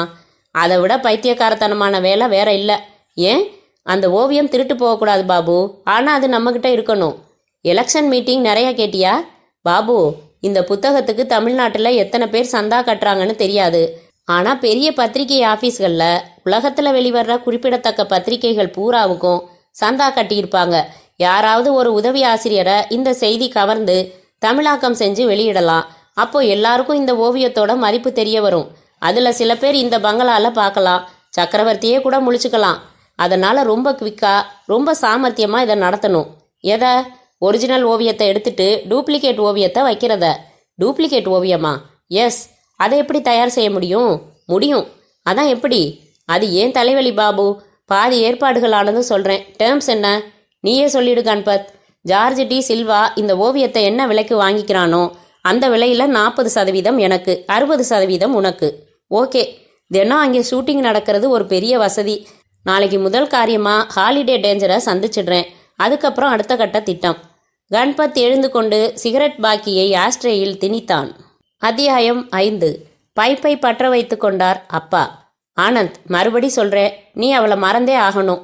கைகளை கட்டிக்கொண்டு விரைப்பாய் நின்றான் மகன். சாரிப்பா, அது என்னால் முடியாது. முட்டாள் மாதிரி பேசாத. நான் உனக்கு பார்த்துருக்கிற இடம் பெரிய இடம். 2 கப்பல் ஓடுது, ஒரே பொண்ணு. நாளைக்கு அவ்வளோ சொத்தும் உனக்கு தான் வரும். சொத்து வேணாம்ப்பா, காதல் தான் முக்கியம். ஆத்திரத்தை கிளப்பாத ஆனந்த். நீ யாரு? ஓ அந்தஸ்து என்ன? போயும் ஒரு ஹோட்டல் ரிசப்ஷனிஸ்ட்டை காதலிக்கிறேன்னு சொல்றியே, வெக்கமா இல்லை? காதலிக்கிறது வெக்கப்பட வேண்டிய விஷயம் இல்லப்பா. சொத்துக்காக காதலியே தூக்கி எறிய சொல்றீங்களே, அதுதான் வெக்கப்பட வேண்டிய விஷயம். கடைசியா கேட்குறேன், நீ என்னதான் சொல்ற? நானும் கடைசியா சொல்றேன், நான் கோகிலாவைத்தான் கல்யாணம் பண்ணிக்குவேன். நான் மறுத்தாலும் அவளை தான் கல்யாணம் பண்ணிக்குவேன். ரைட், பார்க்குறேன். இந்த கல்யாணம் எப்படி நடக்குதுன்னு பார்க்குறேன். சொந்த பிள்ளைகிட்டேயே சவாலா? ஆமாம், சவால் தான். உன்னால் முடிஞ்சா அவளை கல்யாணம் பண்ணிட்டு பார்க்குறேன். Okay, it is a challenge. எண்ணி 7 நாளில் நாங்கள் தம்பதியாக வர்றோம். ஆசீர்வாதம் பண்ண தயாராயிருங்க. தயாராக இருக்கேன் மை டியர் சன். ஆனால் ஆசீர்வாதம் பண்ண இல்லை, என் அனுதாபங்களை சொல்ல. பார்க்கலாம் என்று மகன் ஃப்ரேமை விட்டு இடதுபுறத்தில் கோபமாய் வெளியேற கட் என்று விசிலை ஊதினார் டைரக்டர் குமாரன். கேமரா அடுத்த ஷாட்டுக்காக இடம் நகர்த்தப்பட்டது. கலைஞர்கள் தங்கள் நாற்காலிகளில் அமர்ந்தார்கள். காத்திருந்த ரிப்போர்ட்டர் டைரக்டரை அணுகினார். எவ்வளவு தூரத்தில் சார் இருக்கு படம்? இது செகண்ட் ஷெட்யூல். நல்லா வந்துகிட்டு இருக்கு. எல்லாரும் ரொம்ப நல்லா கோஆப்ரேட் பண்ணுறாங்க. கதை என்ன சார்? லவ் சப்ஜெக்ட் தான். என் பாணியில் கொஞ்சம் வித்தியாசமாக ப்ரெசன்ட் பண்ணுறேன். அற்புதமான கிளைமாக்ஸ் இதில். அதை சொல்லக்கூடாது. இந்த பங்களாவில் இன்னும் எத்தனை நாள் ஷூட்டிங்? இன்னும் 4 நாளைக்கு. டைரக்டர் கேமராமேன் அழைக்க அவரிடம் சென்று விவாதிக்க துவங்கினார். மாலை 5 மணி வரை மேலும் 4 ஷாட்ஸ் எடுக்கப்பட்டதும் பேக்கப் சொல்லப்பட்டது. அந்த பங்களாவின் ஒரு அறையில் விளக்குகள், டிராலிகள், நாற்காலிகள், இதர கருவிகள் வைக்கப்பட்டன. கேமரா மற்றும் முக்கிய பொருள்கள் வெளியே காத்திருந்த சினி ஆர்ட் பிக்சர்ஸ் என்று எழுதின வேனில் ஏற்றப்பட்டன. கார்கள் புறப்பட்டன. பங்களாவின் மேனேஜர் 1 மணி நேரத்தில் நபர்களை வைத்து அந்த ஹாலை சுத்தப்படுத்திவிட்டு தன் பைக்கில் புறப்பட்டார். பங்களாவின் வாட்ச்மேன் தவிர மற்ற எல்லா பணியாளர்களும் சென்றுவிட்ட போது மாலை மணி 6:30. ஹாலில் புறப்பட்ட மாடிப்படிகளுக்கு அருகில் கிரீம் நிற சுவற்றில் 18 இன்ச்சுக்கு 24 இன்ச்சு சைஸில் அகலவாக்கில் நேர்த்தியான வேலைப்பாடுகள் கொண்ட பிரேம் சட்டங்களுக்குள் சிறைப்பட்டிருந்த அந்த ஹாலிடே டேஞ்சரில் ஒரு ஏரி, மரத்தாலான நவீன குடில், அதன் வாசலில் ஒரு கார், ஏரிக்கரையோரமாக தொப்பி வைத்த ஒரு முதியவர், அவர் கையில் மீன் பிடிக்கும் நவீன ரக தூண்டில், குடிலுக்கு அருகில் வரிசையாக அடர்த்தியான மரங்கள், அதில் ஒரு மரத்தின் பின்னால் இருந்து துப்பாக்கியுடன் ஒரு கை மட்டும் நீண்டிருக்கிறது. துப்பாக்கி முதியவரை குறிப்பார்க்கிறது. இந்த காட்சி வர்ணங்களை தத்ரூபமாய் தாங்கியிருக்க ஹாலிடே டேஞ்சர் அன்றைய இரவின் விபரீதத்திற்காக மௌனமாய் காத்திருந்தது. அத்தியாயம் 6. பற்களின் தூய்மையான வெண்மைக்கும் துர்நாற்றம் தவிர்ப்பதற்கும் எந்த பற்பசையை வலிய வலிய பிதுக்கி எடுத்து பல் துலக்க வேண்டும், அதன் பிறகு காதலியிடம் எப்படி ஊதிக்காட்ட வேண்டும் என்று சொல்லிக் கொண்டிருந்த போது அவர்கள் இருவரும் உள்ளே வந்தார்கள். ஜெர்கின் பீக் தொப்பி அணிந்திருந்தான். கமீஸ் இல்லாமல் தொளதொள சல்வார் அணிந்திருந்தாள். டார்ச் வெளிச்சம் காட்டின பாதையில் தத்தி தத்தி T17 T18களில் அமர்ந்து கொண்டார்கள். அவளின் சென்ட் அந்த டி வரிசை முழுவதையும் திரும்பி பார்க்க வைத்தது. தலைவலி, சுளுக்கு எல்லாவற்றிற்கும் ஒரே பசையை தடவி உபாதை விலகி புன் சிரித்த போது அவன் கை அவள் கையிடம் ரகசியம் ஆரம்பித்தது. வினு என்றான் கழுத்தை சாய்த்து. போன தடவையே சொன்னேன், மறந்துட்டியா என்றான் குறைந்த குரலில். என்ன சொன்னீங்க? சினிமா புரோகிராம்னா சேலை தான் கட்டணும்னு. ஏன்? அதான் வசதி. அபி, விஷமம் வேணாம். இன்னைக்கு நிஜமாவே படம் பார்க்க போறேன். நீ பாரு, நான் உன்னை பார்க்கறேன். அவள் விரல்களில் இருந்து விலகி கொண்ட அவன் கை நழுவி மெத் மெத் தொடையில் லேண்டிங் ஆகியது. அபி ப்ளீஸ், இதெல்லாம் பொய் சினுங்கள். எனக்கு தெரியும் யூ லவ் மை டச். அதுக்காக பொது இடத்துலையா? சென்சார் சர்டிபிகேட்டில் எத்தனை ரீல் என்று கண்கள் தேடி கண்டுபிடிப்பதற்குள் தேங்காய், ஊதுபத்தி, வாழைப்பழங்களுடன் செட்டிங் சுவாமியின் பாதத்தில் பட கம்பெனி பெயர் போட்டு அடுத்த முதல் காட்சியிலேயே ஜாக்கெட் கிழிந்த அந்த பெண் இருட்டில் அந்த சாலையில் வியர்த்து பதறி குலுங்கி ஓடிக்கொண்டிருக்க பூட்ஸ் கால்கள் மட்டும் துரத்த டைட்டில்ஸ். வினு என்றவன் உதடுகள் அவள் காதிற்கு 3 மில்லிமீட்டர் தூரத்தில் இருந்தது. அவள் உஷ்ண மூச்சை உணர்ந்து திரும்ப கன்னத்தில் ஓசையின்றி பூ தொட்டதைப் போல ஒரு முத்தம். அபி, என்னை படம் பார்க்க விட போறதில்ல நீங்க. எஸ், பின்சீட்டுக்காரன் எட்டி எட்டி நம்மளை பார்க்கறான் அபி. பார்க்கட்டும், சூடாகட்டும், பொறாமப்படட்டும். போயிடலாம் அபி. சரி. இருவரும் எழுந்து வெளியே வந்தார்கள். மாலை வெயில் மஞ்சள் அடித்தது. இருட்டில் இருந்து வந்ததும் கண்கள் கூசியது. அபிலாஷ் தன் காரில் அமர்ந்து கொள்ள அருகில் அமர்ந்து கொண்டாள் வினிதா. புறப்பட்டது. கதவு திறந்ததும் சாலையில் இணைந்தது. வினு, 3 மாசமாச்சு உன்னை சாப்பிட்டு. நான் 3 மாசமாயிடக்கூடாதுன்னு தான் தவிக்கிறேன் அபி. புரிஞ்சுக்க மாட்டேங்கிறீங்க. தவிர்க்க எவ்வளவு வழிகள் இருக்கு மை டியர் முட்டாள் கேர்ள். கல்யாணமானதும் நான் மறுப்பே சொல்ல மாட்டேன். பேத்தாத. இன்னைக்கு வினு, இன்னைக்கு ப்ளீஸ். எங்க? போன தடவை மாதிரியே எங்க அடையாறு பங்களால. இப்ப மணி என்ன? 6:30. உன்னை ஹாஸ்டல்ல விட்டுடுறேன். அன்னைக்கு மாதிரியே உங்க வாட்ச்மேனுக்கு பணம் கொடுத்துட்டு சரியா 9:30க்கு வந்துடு. நான் 9க்கெல்லாம் அங்க போயிடுவேன். பணம் கொடுத்து வாட்ச்மேனை சினிமாவுக்கு அனுப்பிடுறேன். ஷூட்டிங் நடக்குதுன்னு சொன்னீங்களே, அது 5 மணியோட சரி. 6:30க்கெல்லாம் வாட்ச்மேன் தவிர எல்லா வேலைக்காரங்களும் போயிடுவாங்க. அபி, உங்களுக்கு பொறுமையே கிடையாது. உங்க அப்பாவை சந்திச்சு பேசியாச்சு. அவரும் சம்மதம் தெரிவிச்சாச்சு. சீக்கிரம் நாள் பாக்குறேன்னு சொல்லியாச்சு. இதுக்கு நடுவுல இப்படி எல்லாம் மீறிக்கிட்டு இருக்கிறது தப்பு அபி. முதல் தடவை தான் தப்பு, இது 2வது தடவை தானே. அதனால தப்பில்லையா? தப்போட ஜெராக்ஸ் காப்பி. உங்க அப்பாவுக்கு தெரிஞ்சா என்ன நினைப்பாரு? இந்த காலத்து சின்னஞ்சிறுசுகளுக்கு எல்லாமே அவசரம் தான்னு நினைப்பாரு. ஏற்கனவே என் ஃப்ரெண்ட்ஸ் என்ன கிண்டல் பண்ணிக்கிட்டு இருக்காங்க. நீங்க ஹாஸ்டல் வாசல்ல கொண்டு வந்து விட வேணாம். அந்த பஸ் ஸ்டாப்ல நிறுத்துங்க. பஸ்ல போயிடுறேன். ஓகே. நிறுத்தினான். இறங்கி கொண்டாள். சரியா 9:30க்கெல்லாம் அங்க இருக்கணும் நீ. கையசைத்து விட்டு காரை நகர்த்தினான். அடுத்த அத்தியாயத்தில் செத்து போக போகிற அபிலாஷ். அத்தியாயம் 7. அந்த நீல நிற மட்டடார் வேன் குடோனுக்குள் நின்று கொண்டிருந்தது. அதன் 2 சைடு பகுதிகளிலும் ஆங்கிலத்தில் சினி ஆர்ட் பிக்சர்ஸ் என்று பெரிதாக எழுதி விலாசமும் எழுதியிருந்தது. உள்ளே நேர்த்தியான வேலைப்பாடுகள் கொண்ட தங்க நிற ஃப்ரேம் போட்ட எல்லைக்குள் முதியவர் மீன் பிடித்து கொண்டிருக்க மரத்தின் பின்னால் இருந்து துப்பாக்கி கை நீண்டிருந்தது. பாரு பாபு, இதான் ஒரிஜினலோட போட்டோ. இது நம்ம தயாரிப்பு. ஏதாச்சும் வித்தியாசம் தெரியுதா என்றான் கண்பத். கையில் வாங்கின கலர் புகைப்படத்தையும் அதையும் ஒப்பிட்டு பார்த்து, அற்புதம் கண்பத், வித்தியாசமே தெரியல. எப்படி இதை தயாரிச்ச? இவ்வளவு தத்ரூபமா அதே மாதிரி வரைஞ்சு கொடுத்தது யாரு என்றான் பாபு. இத வரையப்பட்ட ஓவியம்னு உன்னையே நம்ப வச்சிடுச்சு பாத்தியா? பின்ன இது வரையப்பட்டதில்லையா? பிரிண்ட். ரொம்ப கிட்டத்துல பார்த்தாதான் கண்டுபிடிக்க முடியும். உயரத்துல மாட்டி இருக்கிற இத 1 அடி தூரம் அருகாமையில யார் போய் பார்க்க போறா? தூரத்துல இருந்து பார்த்தா எந்த கொம்பனாலையும் வித்தியாசம் கண்டுபிடிக்க முடியாது. எப்படி சாதிச்ச கண்பத்? இப்போ விபரம் சொல்ல நேரம் இல்ல. இது சாதிப்புல ஒரு பகுதி. இனிமேதான் முக்கியமான வேலையே இருக்கு. மணி என்ன? 8 போகுது. புறப்பட்டா சரியா இருக்கும். நான் சொன்னதுல எதுவும் சர்க்கிள் இல்லையே. தாடி ஒட்டியாச்சு, ஹேர் ஸ்டைல் மாத்தியாச்சு, நம்ம ஒரிஜினல் அடையாளங்களை தொலைச்சாச்சு, அதே மாதிரி வேன் தயாரிச்சாச்சு, அதே நம்பர் பிளேட் மாட்டியாச்சு. எனக்கு உதைக்கிற ஒரே இடம் அந்த வாட்ச்மேனை சமாளிக்கிறது தான். பாபு, அதே நம்பரோட அதே வேன். 10 நாளா தினம் ஷூட்டிங்குக்கு பொருட்கள் கொண்டு வந்து எடுத்து போயிட்டு இருக்கிற வேன். நிச்சயமா அவனுக்கு சந்தேகமே வராது. என் பொய்ய சுலபமா நம்புவான். நம்புவான். அவனை ஒரு 5 நிமிஷத்துக்கு அப்புறப்படுத்தணுமே. அவனும் நம்ம கூடவே இருந்தா ஓவியத்தை எப்படி மாத்துறது? இங்க பார். கணபத் தன் ஸ்வெட்டரை உயர்த்தி காட்டினான். இடுப்பில் ரிவால்வர் செருகப்பட்டிருந்தது. அதை காட்டி மிரட்டலாம்னு சொல்றியா? அது கடைசி வழி. அதுக்கு அவசியம் இருக்காது பாபு. ஏறு வண்டியில, ஸ்டார்ட் செய். பாபு வேனில் ஏறி டிரைவிங் சீட்டில் அமர்ந்தான். கணபத் குடோனின் ஷட்டரை டகடகவென்று மேலே ஏற்றினான். வேன் வெளியில் வந்ததும் மீண்டும் இறக்கி பூட்டிவிட்டு பாபுவுக்கு அருகில் அமர்ந்து கொண்டான். அடையாரை நோக்கி வேன் புறப்பட்டது. அபிலாஷ் பாத் டப்பில் வெதுவெதுவாக குளித்தான். வினிதா வினிதா வினிதா என்று விசிலில் சொல்லிக்கொண்டே எழுந்து டவல் எடுத்தான். அறைக்குள் வந்து தலைக்கு ட்ரையர் போட்டு சீவினான். வினிதாவும் இவனுமாக சென்று வாங்கின அவளுக்கு மிகவும் பிடித்த இளம் நீல டிஷர்ட் அணிந்தான். காட்ராய் பேண்ட் அணிந்து இன் செய்து கருப்பு பெல்ட் மாட்டினான். வினிதாவுக்கு பிடித்த லாவெண்டர் மனம் பரப்பும் சென்ட்டை தாராளமாக பீச்சு கொண்டான். நேரம் பார்த்தான். 8 தான். புறப்பட்டால் 8:15 அடையாறு போய்விடலாம். வினிதா 9:30க்குத்தான் வருவாள். அதுவரை காத்திருப்பதில் தனி சுகம் உண்டு. தன் ஃபியட் வண்டியின் சாவி எடுத்துக்கொண்டு புறப்பட்ட போது அப்பா வெளியில் போயிருந்தவர் தன் காரில் திரும்பிவிட்டார்.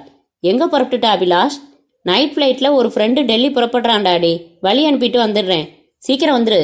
அபிலாஷ் காரை உற்சாகமாக செலுத்தினான். சக்ரா பங்களா சொற்ப வெளிச்சத்தில் இருட்டுடன் போராடி கொண்டிருந்தது. காற்று மர இலைகளுடன் ரகசியம் பேசிக் கொண்டிருக்க பவனி வரும் பால் நிலவுக்கு மேகங்கள் சாமரம் வீசிக் கொண்டிருந்தன. வாட்ச்மேன் சாமிக்கண்ணு கேட் அருகே மர கேபினில் அமர்ந்து எரிந்த 60 வாட்ஸ் பல்பு வெளிச்சத்தில் சித்திர புத்தகத்தில் உளவு அதிகாரி மன்ரேக்கர் எதிரிகளை முறியடிப்பதை சுவாரஸ்யமாக படித்து கொண்டிருந்தான். நேற்று கேளிக்கை விடுதியில் தப்பி ஓடியவன் நீதானே? அவன் இடி என்று சிரித்தான். நல்ல ஹாஸ்யம். என்னுடன் விளையாடுவது உன் உயிருக்கு நல்லதல்ல. வேன் ஹாரன் சத்தத்தில் சாமிக்கண்ணு டோக்கியோ விமான நிலையத்திலிருந்து மீண்டு நிமிர்ந்தான். இது படப்பிடிப்பு வேன் அல்லவா? காலையில் தானே வரும். இப்போது எதற்கு வந்திருக்கிறது? நீளமான டார்ச் லைட்டுடன் கழுத்தில் மஃப்ளர் சுற்றிய வாட்ச்மேன் சாமிக்கண்ணு நடந்து டிரைவருக்கு அருகில் வந்து என்ன என்றான். சினி ஆர்ட்ஸ்லேருந்து வரோம். நைட் ஷூட்டிங் சத்யா ஸ்டூடியோவில் திடீர்னு ஏற்பாடு செஞ்சுட்டு நம்மளை கருத்தா இருக்கிறாங்கப்பா. 2 ட்ராலியும் சவுண்ட் பாக்ஸும் இங்கேருந்து எடுத்துட்டு வர சொல்கிறாங்க. மனுஷன் இன்னும் சாப்பிடக்கூட இல்லை. அதை பற்றி அவங்களுக்கு என்ன அக்கறை? கணபத் மிக இயல்பாய் அலுப்பாய் பேசினதில் வாட்ச்மேனுக்கு எந்த சந்தேகமும் ஏற்படவில்லை. அந்த ரூம் சாவி எடுத்துட்டு வந்தீங்க தானே? சாவி கொண்டாராம எப்படி திறக்க முடியும்? இதோ. பாக்கெட்டை தொட்டு காட்டினான் கணபத். கதவை திறங்கண்ணே. சீக்கிரமா கொண்டு போய் சேர்த்துட்டு 2 வாய் சாப்பிடணும். பசி குடல்ல புடுங்குது. சாமிக்கண்ணு இரட்டை கதவுகளை திறந்து விட்டான். வேன் போர்டிகோவில் நின்று என்ஜின் அணைந்தது. இருவரும் கீழே இறங்கினார்கள். சாமிக்கண்ணு கேபினில் மாட்டியிருந்த பெரிய சாவி கொத்து எடுத்துக்கொண்டு வந்து முகப்பு வாசலை திறந்தான். போப்பா, சீக்கிரம் எடுத்துட்டு வா என்று பாபுவை மட்டும் உள்ளே அனுப்பிவிட்டு வத்திப்பட்டி இருக்கானே என்றான் கணபத். கேட்ல வச்சிருக்கேன், கொஞ்சம் எடுத்து கொடுங்க, வாங்க. இருவரும் சற்று தூரத்தில் இருந்த கேட்டை நோக்கி நடக்க பாபு வேனின் கதவை திறந்து அந்த ஃப்ரேம் செய்த ஓவியத்தை தூக்கி கொண்டு வேகமாய் உள்ளே சென்றான். கேட் அருகே வந்து தீப்பெட்டி எடுத்து கொடுத்த சாமிக்கண்ணு 10 நிமிஷம் ஆகும்ல எடுத்து வைக்க என்றான். ஆகும், முக்கத்தில் கடை இருக்கு, ஒரு டீ அடிச்சிட்டு வந்துடுறேன். நான் வந்ததும் போகலாம். போயிட்டு வாங்கினே. நாம தான் ஒருத்தர் கஷ்டத்தை ஒருத்தர் உணர வேண்டியிருக்கே ஒழிய முதலாளிங்க எங்க நினைச்சு பார்க்குறாங்க. சாமிக்கண்ணு விரைவாக நடந்ததும் கணபத் பங்களாவுக்கு உள்ளே ஓடினான். என்ன மாத்தலையா பாபு? உயரமா இருக்கே. ஸ்டூல் மாதிரி ஏதாச்சும் வேணும் கணபத். எட்டல. இருவரும் உயரத்திற்கு போட எதை உபயோகிக்கலாம் என்று சுற்றும் முற்றும் பார்த்தார்கள். அபிலாஷ் தன் ஃபியட்டின் என்ஜினை தூரத்திலேயே அணைத்துவிட்டு மெல்ல சறுக்கி வந்தவன் பங்களாவின் இரட்டை கதவுகள் விரிய திறந்து இருப்பதையும் போர்டிகோவில் படப்பிடிப்பு வேன் நிற்பதையும் பார்த்தான். போச்சுடா, ஷூட்டிங் முடிந்து இப்போதுதான் புறப்படுகிறார்களா? வாட்ச்மேனை எங்கே காணோம்? காரை உள்ளே செலுத்தி வேனை தாண்டி நிறுத்தி இறங்கினான். சாவியை சுழற்றி கொண்டே உள்ளே வந்து அதிர்ந்தான். கணபத் தோளில் அமர்ந்த நிலையில் பாபு மாடிப்படிகள் அருகே இருந்த அந்த ஓவியத்தை கலற்றி கொண்டிருக்க கீழே சுவற்றில் சாய்த்து வைக்கப்பட்டிருந்ததும் அதே ஓவியம். என்ன இது? ஏய், என்னையா செய்றீங்க அங்க 2 பேரும்? இருவரும் திணறி போய் திரும்பி திடுக்கிட்டார்கள். பாபு தோளிலிருந்து கீழே குதித்தான். கேட்கிறேனில்ல, என்ன செய்றீங்க? நெருங்கினான். இவனின் திடீர் வரவையோ இந்த அதிரடி கேள்வியையோ எதிர்பார்க்காத 2 பேரும் வார்த்தைகளை தவறவிட்டு வெளவெளத்து நின்றார்கள். சொல்லுங்கடா, அது என்ன இதே மாதிரி இருக்கு? ஐ கால் தி போலீஸ். அபிலாஷ் வேகமாக சென்று டெலிஃபோனின் ரிசீவரை எடுத்தான். 1 நிமிஷம் நிமிந்து பார்த்துட்டு ஃபோன் செய் தம்பி. அதிர்ந்தான். கணபத் கையில் துப்பாக்கி. Hey, what is all this nonsense? என் வீட்டிலே திருட வந்துட்டு துப்பாக்கி காட்டியும் மிரட்டுறியா? எங்கே வந்த? யாரு நீ? கன்பத் வினாடிகள் நழுவுவதை விரும்பவில்லை. இப்போது வாட்ச்மேன் திரும்பி விடுவான், திட்டமெல்லாம் கெட்டுவிடும். இவ்வளவு அருமையாக பாதி தூரம் கடந்துவிட்டு சறுக்குவது முட்டாள்தனம். கன்பத் அபிலாஷின் நெஞ்சை குறிபார்க்கும் துப்பாக்கியுடன் மெல்ல அடியெடுத்து வைத்து அவனை நெருங்கினான். நோ, என்னை சுட்டுடாத! சட்டென்று கன்பத் துப்பாக்கியை பேண்டில் செருகிவிட்டு வினாடியின் பாதியில் அந்த டெலிஃபோன் வயரை அபிலாஷின் கழுத்தில் சுற்றிவிட்டான். இருக்க ஆரம்பித்தான். விழி பிதுங்க, மூச்சு திணற, பேச முடியாமல் தவிக்க கன்பத் மேலும் மேலும் 2 கைகளையும் எதிரெதிர் திசையில் வலுவாக இழுத்து வயர் சுற்றின் மையத்தில் சிக்கிக்கொண்ட அவன் கழுத்தை இறுக்க அபிலாஷ் 2 நிமிடங்கள் கைகளை காற்றில் அலைந்து போராடி இயக்கங்களை நிறுத்தி கொண்டு சலனங்கள் துறந்து சவமானான். கமான் குயிக் பாபு என்றான் கன்பத். ஒரிஜினல் ஓவியத்தை எடுத்துவிட்டு கொண்டு வந்த ஓவியத்தை மாட்டினார்கள். ஒரிஜினலை வேனில் கொண்டு சென்று வைத்தான் பாபு. கன்பத் டெலிஃபோன் ரிசீவரில் வயரில் கைக்குட்டை கொண்டு ரேகைகள் துடைத்துவிட்டு கீழே கிடந்த அபிலாஷின் உடலை 2 கைகளையும் பற்றி வழுக்குகிற மொசைக் தரையில் இழுத்துச் சென்று அருகில் இருந்த ஒரு அறைக்குள் கிடத்தினான். அறை கதவை சாத்தினான். வெளியேறினான். சாமி கண்ணு டீ குடித்துவிட்டு திரும்பியதும் அபிலாஷின் ஃபியட்டை பார்த்து பதறினான். எதிர்பட்ட இருவரையும் பார்த்து, எங்க சின்ன முதலாளி வந்திருக்காரா என்றான். ஆமா, உங்களை எங்கன்னு கேட்டாரு. டீ குடிக்க போயிருக்கிறதா சொன்னேன். அவரை இன்னும் 2 மணி நேரத்துக்கு தொந்தரவு செய்யக்கூடாதுன்னு உங்ககிட்ட சொல்லிட்டு போக சொன்னாரு. நாங்க புறப்படுறோம். எடுக்க வேண்டியதை எடுத்துக்கிட்டீங்களா? எடுக்க வேண்டியதை எடுத்தாச்சு, வைக்க வேண்டியதை வச்சாச்சு. வேனில் புறப்பட்டு வெளியேறினார்கள். என்ன கன்பத், இப்படி ஆயிடுச்சு? என்ன செய்யறது? நம்ம திட்டத்துல கொலை கிடையாது. இது எதிர்பாராதது தான், ஆனா தவிர்க்க முடியாதது. கவலைப்படாத, மாட்டிக்க சான்ஸே இல்லை என்ற கன்பத் சிகரெட் பற்ற வைத்து கொண்டான். 9:30க்கு ஆட்டோவை விட்டு இறங்கி கொண்டாள் வினிதா. கேட்டில் வாட்ச்மேனை பார்த்ததும் கேள்விக்குறி. உள்ளே அபிலாஷின் ஃபியட்டை பார்த்ததும் கொஞ்சம் ஆறுதலாக இருந்தது. ஏன் சினிமாவுக்கு இவனை இன்னும் அனுப்பி வைக்கவில்லை அபிலாஷ்? வாங்கம்மா, சௌக்கியமுங்களா? சின்ன முதலாளி இருக்காரு, போங்கம்மா. வினிதா தன் கைப்பையை அசைத்து கொண்டு நடந்தாள். உள்ளே வந்தாள். படிகள் ஏறி மாடி அறைக்கு வந்தாள். அபி என்றாள். பாத்ரூமுக்குள் எட்டி பார்த்தாள். எங்கே இருக்கீங்க? என்ன விளையாட்டு இது? பீரோவுக்கு பின்னால் கட்டிலுக்கு அடியில் சென்று பார்த்தாள். இல்லை. மாடியில் இருந்த மற்ற அறைகள் பூட்டி இருந்தன.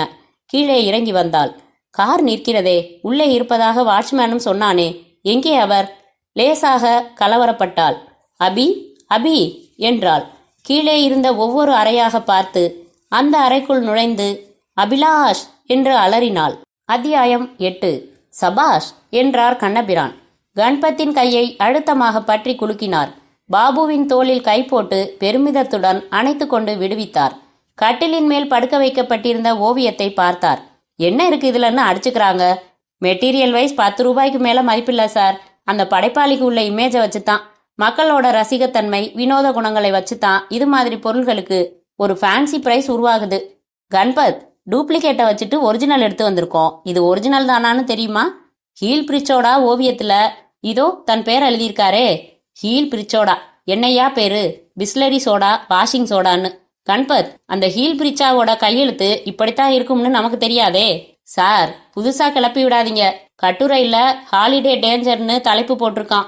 இதோ ஹாலிடே டேஞ்சர்னு இருக்கு. இந்திய ரசிகருக்கு கொடுத்ததா குறிப்பு. சக்கரவர்த்தி கிட்ட அடகு வச்ச பையனோட அப்பா எந்த ரசிகர்னு அனுமானிச்சு இறங்கினோம். வேற எப்படி இதுதான் ஒரிஜினலான்னு உறுதி செய்யறது? அதுக்கு முன்னாடி ஒரு கொலை வேற நடத்திட்டீங்க.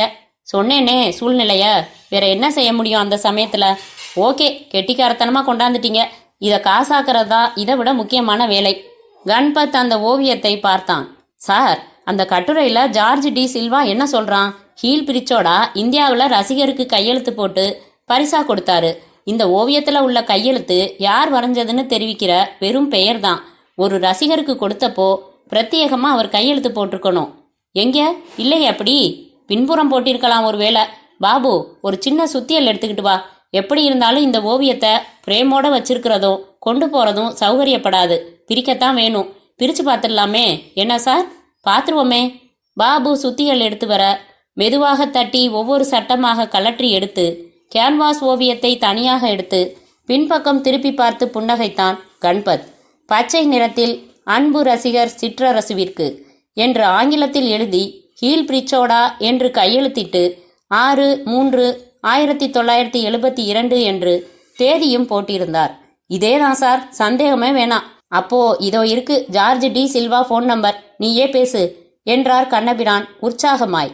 கன்பத் கோட் நம்பர் புத்தகத்தை புரட்டி பார்த்து கொண்டு முதலில் பிரான்ஸ் தேசத்தின் கோட் நம்பரை சுழற்றி, பிறகு பாரிஸ் நகரத்துக்கான எண்ணை சுழற்றி, அடுத்து ஜார்ஜ் டி சில்வாவின் 7 ஸ்தான போன் நம்பரை நிதானமாக சுழற்றினான்.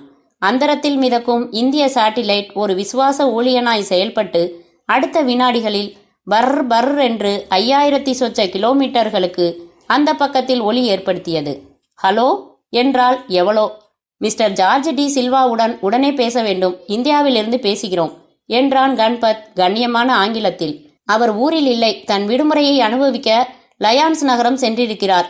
எப்போது வருவார்? இன்னும் 4 தினங்களில். மிக முக்கியமான விஷயமாய் பேச வேண்டும். அவரை தொடர்பு கொள்ள எந்த எண்ணில் முயல வேண்டும்? மன்னிக்க வேண்டும், அதை தருவதற்கில்லை. எங்கள் எண்ணை சொல்கிறோம், ஒரு செய்தியை சொல்கிறோம். அதையாவது அவருக்கு தெரிவிக்க இயலுமா?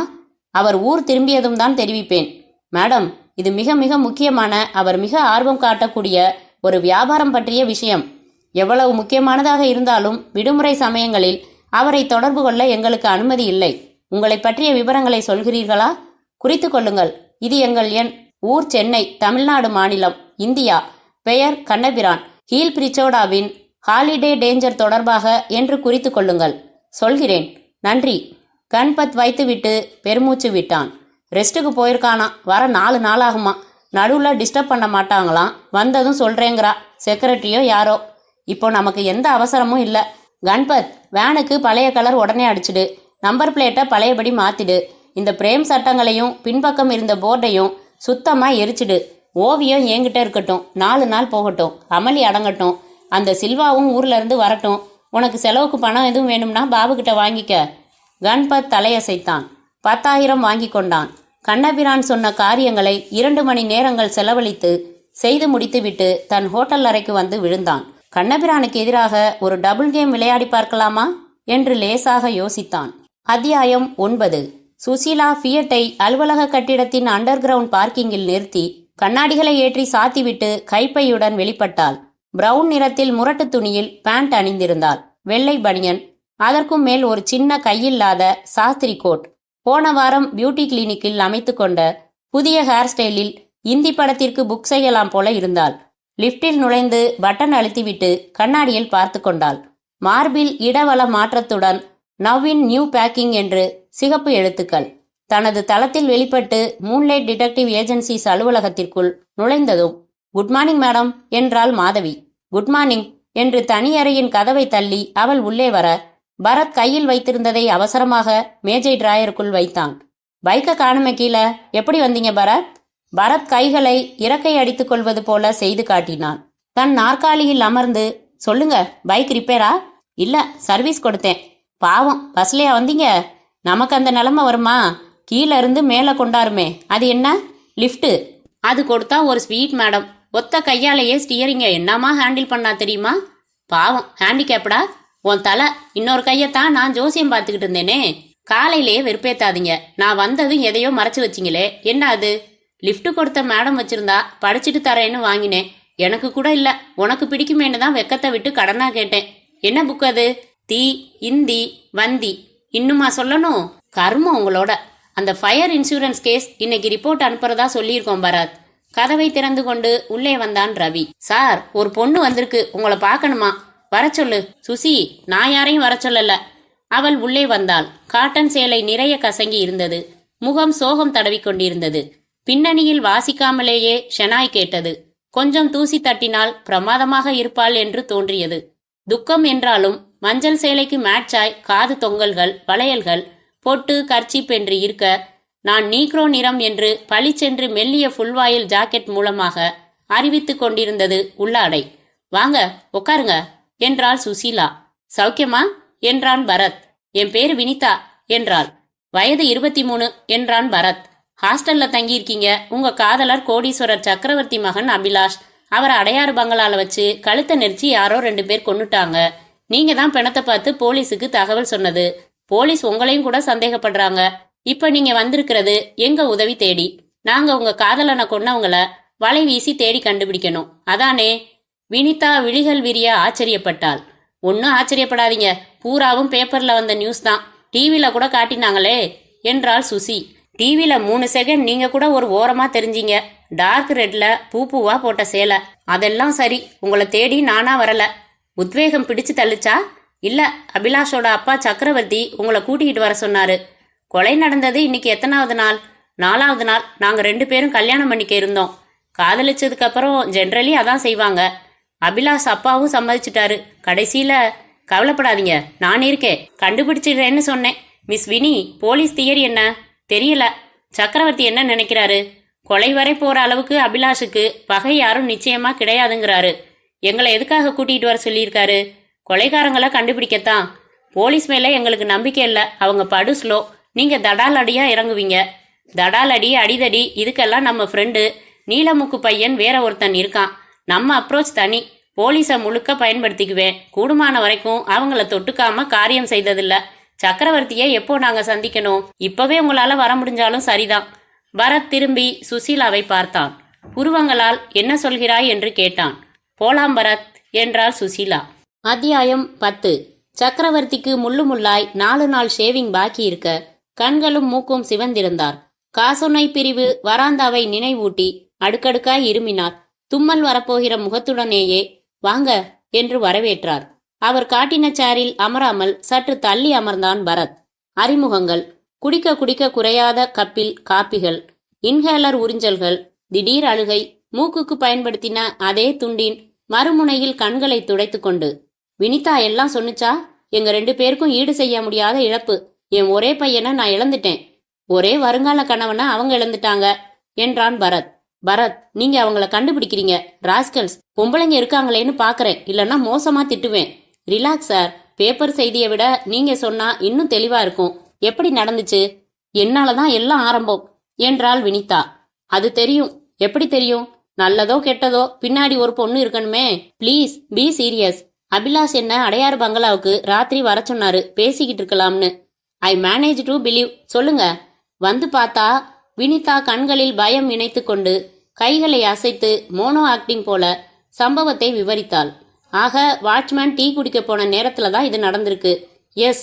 கடைசியா வந்துட்டு போனது சினி ஆர்ட் வேன்ல வந்த 2 பேரு. எஸ். போலீஸ் விசாரிச்சிருப்பாங்களே. வாட்ச்மேனை அழைச்சிக்கிட்டு போய் சினி ஆர்ட் பிக்சர் சம்பந்தப்பட்ட அத்தனை பேர்களையும் காட்டினாங்க. சாயங்காலம் போன வேனை அதுக்கப்புறம் பயன்படுத்தவே இல்லைன்னும் எதையும் எடுத்துட்டு வர சொல்லி வேனை அனுப்பவே இல்லைன்னும் சொல்றாங்களாம். வாட்ச்மேன் அடிச்சு சொல்றான், அதே வேன் தான், அதே நம்பர் தான்னு.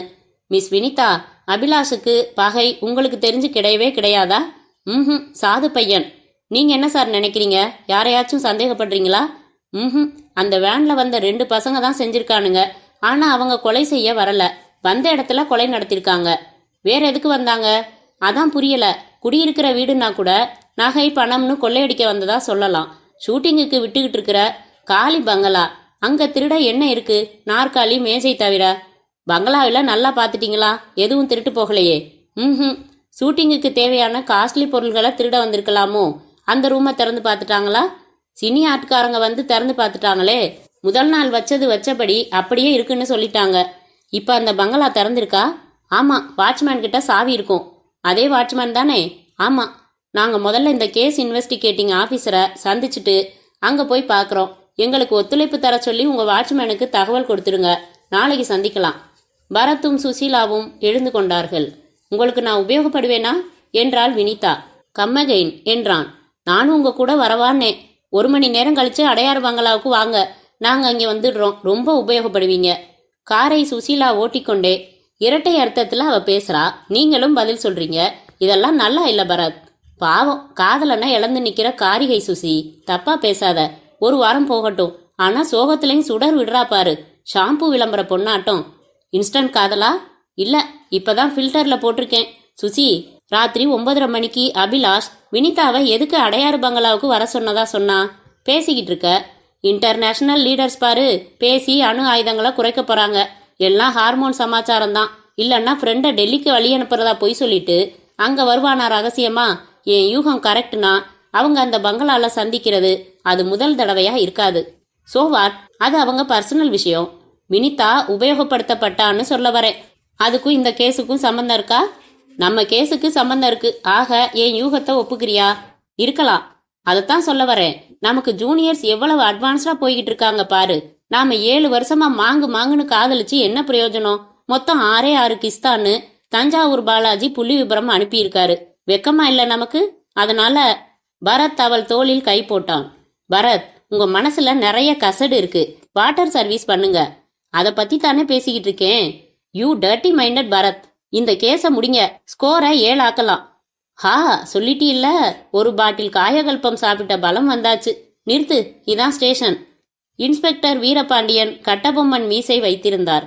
தினசரி அதில் சிக்கெடுப்பதற்கே பொண்டாட்டிக்கு பாதி நேரம் போய்விடும் போல் இருந்தது. பரத் அறிமுகப்படுத்தி கொண்டு கை குலுக்கின போது அவர் புன்னகைத்ததை மீசை ஒலித்து விட்டது. கேள்விப்பட்டிருக்கேன் என்றார். 10-15 வரி மிச்சம். நேரா வரலாம். அபிலாஷ் கேஸ தனிப்பட்ட முறையில நாங்க எடுத்துக்கிட்டு இருக்கோம். எங்க ஒத்துழைப்பு உங்களுக்கு உண்டு. உங்க ஒத்துழைப்பு எங்களுக்கு வேணும். முதல்ல காப்பியா டீயா? உங்க கான்ஸ்டபிள் விரல உள்ள விடாம எதை எடுத்துக்கிட்டு வந்தாலும் சரி. என்ன சுசீலா பேசவே மாட்டேங்கிறாங்க? அழகான ஆம்பளைங்களை கண்டா கொஞ்சம் கூச்சப்படுவா. வாடுறீங்களே. சேச்சா, முயற்சி பண்ணாலும் இந்த மீசை எனக்கு வருமா sir? You are very manly. Naveen new பேக்கிங்னா எவ்வளவு ஃபேஷன் மாறினாலும் திருந்தாத கேஸ் சார். அண்ணாவுக்கு பொடி டப்பா மாதிரி, ஜெயகாந்தனுக்கு கோபம் மாதிரி, கலைஞருக்கு இலக்கியம் மாதிரி சுசீலா கிட்ட இருந்து இதை பிரிக்கவே முடியல. அதை விட்டுடலாம். அபிலாஷ் கேஸை பத்தி பேசலாம். Any arrest? எங்க நாக்கு தள்ளுது. 117 பேரை விசாரிச்சாச்சு. Perfect plan. Cine art van மாதிரியே செட்டப் பண்ணிக்கிட்டு வந்திருக்கானுங்க. அவங்க வாட்ச்மேன் கிட்ட பேசினது பூரா போய். சினி ஆர்ட்ல அனுப்பவும் இல்லை. அப்படி ஆட்களும் அவங்க கிட்ட இல்லை. யூ மீன் அபிலாஷை கொல்றதுக்காகவே வந்தாங்கன்னு சொல்றீங்களா? அங்கதான் இடிக்குது. முதல்ல வேன் வந்திருக்கு. அப்புறம்தான் அபிலாஷ் தன் ஃபியட்ல வந்திருக்கான். அவன் வந்தது, கொலை நடத்தினது எல்லாம் வாட்ச்மேன் டீ குடிக்க போயிட்டு வந்த 15 நிமிஷத்துக்குள்ள. வேற ஏதோ காரியமா வந்திருக்காங்கன்னு நினைக்க தோதா அந்த பங்களால எந்த திருட்டும் நடக்கல. ஒரு காலி பங்களால வேற என்ன காரியம் இருக்க முடியும்னு புரியல. பரத் புகைப்படங்களை, சில விசாரணை ரிப்போர்ட்டுகளை, பிரேத பரிசோதனை ரிப்போர்ட்டை வாங்கி பார்த்துவிட்டு திருப்பி தந்தான். மேலும் சில கேள்விகளில் தெளிவு பெற்றுக்கொண்டு மீண்டும் சந்திப்பதாக கூறி விலாச அட்டை தந்துவிட்டு புறப்பட்டான். அத்தியாயம் 11. ஜார்ஜ் டி சில்வாவுடன் பேச வேண்டும். இந்தியாவிலிருந்து பேசுகிறோம் என்றான் கண்பத். இடம் கண்ணபிரானின் அலுவலக தனி அறை. கண்ணபிரானும் பாபுவும் அருகில் அமைதியாக அமர்ந்திருக்க கண்பத் மேஜையின் விளிம்பில் அமர்ந்திருந்தான். ஒரு வினாடி இருங்கள் என்றாள் அன்றைக்கு பேசிய அதே பெண். பிறகு hello, I am George de Silva என்றது மூக்கடைத்து கொண்ட ஆண் குரல். கண்ணபிரான் பேசுகிறேன். 4 தினங்களுக்கு முன்னால் அழைத்தேன். செக்ரட்டரி குறிப்பு வைத்திருந்தார். பார்த்தேன். சற்று பிஸியாக இருந்தேன். மாலையில் நானே தொடர்பு கொள்ளலாம் என்று இருந்தேன். சொல்லுங்கள். சமீபத்தில் ஹீல் பிரிச்சோடாவின் ஒரு ஓவியத்தை நீங்கள் ஏலத்தில் எடுத்ததை பற்றியும் உங்கள் பேட்டியையும் ட்ரையோ மாத இதழில் படித்தோம். ஆமாம், ஹீல் பிரிச்சோடாவின் கடைசி ஓவியம் ஹாலிடே டேஞ்சர் ஓவியம். உங்களுக்கு ஆர்வம் உண்டா? நிச்சயமாக. அந்த ஓவியம் தற்சமயம் எங்களிடம் இருக்கிறது. அப்படித்தான் நிறைய பேர் சொல்கிறார்கள். நெருங்கி போனால் ஏமாற்று வேலையாக இருக்கிறது. அந்த கடைசி ஓவியத்தில் உள்ள காட்சி ரகசியமானது. ஹீல் பிரிச்சோடாவிடம் உதவியாளராக இருந்தவர் இன்னும் இங்கே தன் தள்ளாத வயதில் வாழ்கிறார்.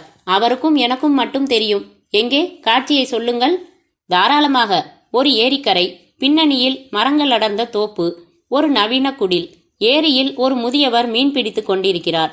ஒரு மரத்தின் பின்னால் இருந்து ஒரு கை நீண்டு துப்பாக்கியால் அவரை குறிபார்க்கிறது. வாவ், காட்சி அதுதான். பின்புறம் கையெழுத்து இருக்கிறதா? உண்டு. தேதி கூட உண்டு. என்ன தேதி?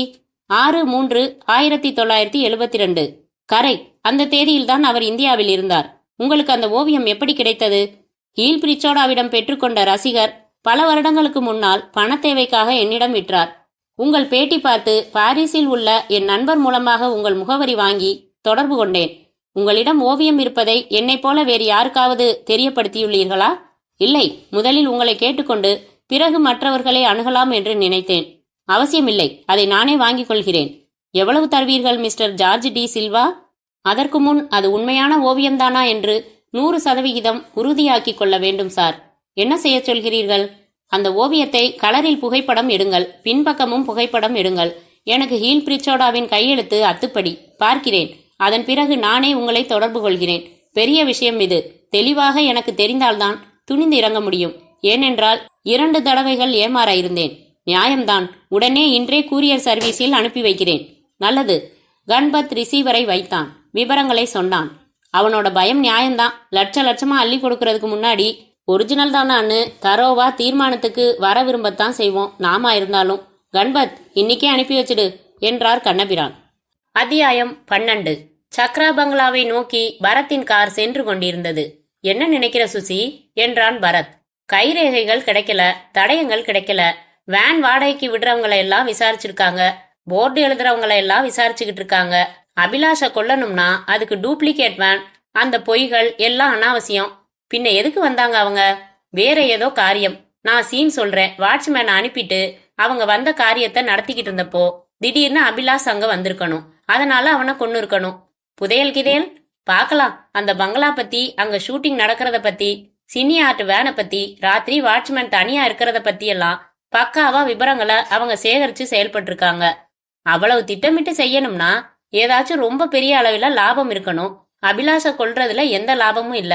வேறு ஏதோ. வினிதாவை நம்பலாமா சுசி? அவ கண்ணில் போய் இல்ல பரத். ஆனா வேற சில சமாச்சாரம் இருக்கு.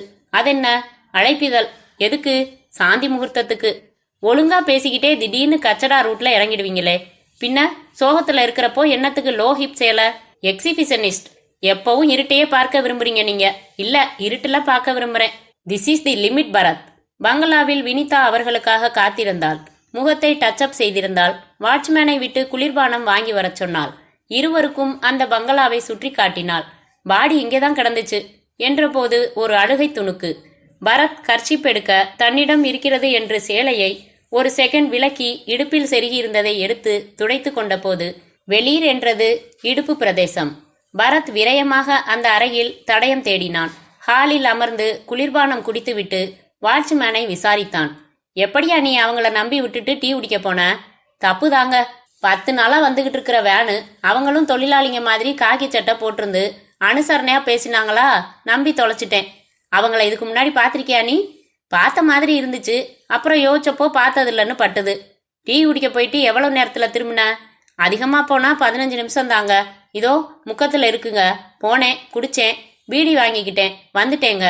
டீ குடிக்க ஒன்னு அவங்க போக சொன்னாங்களா? இல்ல, நானாத்தான் போனேன். வத்தி பெட்டி கேட்டான் அந்த பாவி. எடுத்து கொடுத்துட்டு போனேன். 2 பேரும் எப்படி இருந்தாங்க? ஒடிசலாத்தான் இருந்தாங்க. ஒருத்தன் தாடி வச்சிருந்தான், தலை களைஞ்சிருந்தது, மூக்கு கிட்ட பரு. இன்னொருத்தன் நீலகிருதா, கண்ணாடி போட்டிருந்தான், நிறைய முடி. நீ திரும்பி வந்தப்போ அவங்க புறப்பட்டு இருந்தாங்களா? ஆமா. நீ என்ன கேட்ட? அவங்க என்ன சொன்னாங்க? சின்ன முதலாளி வந்திருக்காங்களான்னு. ஆமா. உன்னை எங்கன்னு கேட்டாரு. டீ குடிக்க போயிருக்கிறதா சொன்னோம். 2 மணி நேரத்துக்கு அவரை தொந்தரவு பண்ண வேணாம்னு சொல்ல சொன்னாருன்னு சொன்னானுங்க. நானும் நம்பிட்டேன். கதவை மூடிட்டு கேட்ல குந்திட்டேன். வேற எதுவும் பேசலையா நீ? இல்லைங்க. எடுக்க வேண்டியதை எடுத்தாச்சான்னே. எடுக்க வேண்டியதை எடுத்தாச்சு, வைக்க வேண்டியதை வச்சாச்சுன்னு சொன்னானுங்க. மேலும் அரை மணி நேரத்திற்கு அவனை கேள்விகளால் பிழிய பதிலாக கிடைத்த சாரை எல்லாம் டேப் ரெக்கார்டரில் சேகரித்து வைத்து கொண்டாள் சுசீலா. எடுக்க வேண்டியதை எடுத்து, வைக்க வேண்டியதை வச்சு, எதை எடுத்தானுங்க, எதை வச்சானுங்க என்றான் பரத். அது சும்மா சொன்ன வார்த்தை பரத். வாட்ச்மேனை பொறுத்தவரை ஷூட்டிங் ஜாமான்கள் எடுக்க வந்ததா சொன்னாங்க இல்லையா? அதுக்காக போறப்போ அப்படி சொல்லிட்டு போயிருக்காங்க என்றாள் சுசீலா. இல்ல சுசி, அவங்க பொய் ஸ்டேட்மெண்ட் படி சத்யா ஸ்டூடியோல ராத்திரி திடீர்னு ஷூட்டிங். அதுக்கு 2 ட்ராலி சவுண்ட் பாக்ஸ் எடுத்துட்டு போக வந்தாங்க. எதையும் வைக்க வரல. புறப்படுறப்போ வாட்ச்மேன் கேள்விக்கு எடுத்துக்கிட்டாச்சுன்னு தான் சொல்லணும். எடக்கா சொன்ன பதில் ஸ்லிப் ஆஃப் த டங். வாய் தவறி வந்துட்ட வார்த்தை அது. அவங்க உண்மையான நோக்கப்படி இங்க எதையோ எடுத்திருக்காங்க, எதையோ வச்சிருக்காங்க. எடுத்ததும் வச்சதும் தெரியாதபடி. பரத், ரொம்ப லாங் ஷாட். இருக்கட்டும், யோசிப்போமே. வினிதா, இந்த பங்களாவுக்கு பல தடவை வந்திருக்கீங்களா? எத்தனையோ தடவை. சுசி, நான் சொல்லல என்றான் பரத், இவளுக்கு மட்டும் கண்ணடித்து. என்ன சொன்னீங்க? ஒண்ணுமில்லைங்க. நீங்க நல்லா இந்த பங்களாவை பாருங்க. ஏதாச்சும் குறையுதா இல்ல கூடியிருக்கா? நானும் அபிலாஷ் அப்பாவும் பல தடவை பார்த்தாச்சு. எதுவுமே காணாம போகல Bharat. Are you sure? Abhilash அப்பா அதை விட ஷூர். அவர் பங்களாவோட சொந்தக்காரர். ஆக இந்த பங்களால இருந்து ஒரு மதிப்பான பொருள் எடுக்கப்பட்டிருக்கு. அதே மாதிரி ஒரு டூப்ளிகேட் பொருள் வைக்கப்பட்டிருக்கு. என்ன அது? எழுந்தான் பரத். அப்படியா சொல்றீங்க? அது ஒரு கோணம். இப்ப திடீர்னு தோணின கோணம். அவங்க கடைசியா வாட்ச்மேன் கிட்ட சொல்லிட்டு போன வார்த்தைகள்ல இருந்து உருவான கோணம். சுசி, இங்க விலை மதிப்பில்லாத பொருள் என்ன இருக்கு வினிதாவை தவிர? வினிதா ரோஸ் நிறத்தில் வெட்கம் காட்ட, சுசீலா ரோஸ் நிறத்தில் கோபம் காட்ட. ஈஸி ஈஸி, அவங்கள கலகலப்பாக்குறதுக்காக சொன்னேன். பதில சொல்லு. இந்த சாண்டிலியர்ஸ் காஸ்ட்லி தான் என்றாள் சுசீலா நடுகாலில் தொங்கின 4 அடுக்கு பெரிய சாண்டிலியரை சுட்டிக்காட்டி.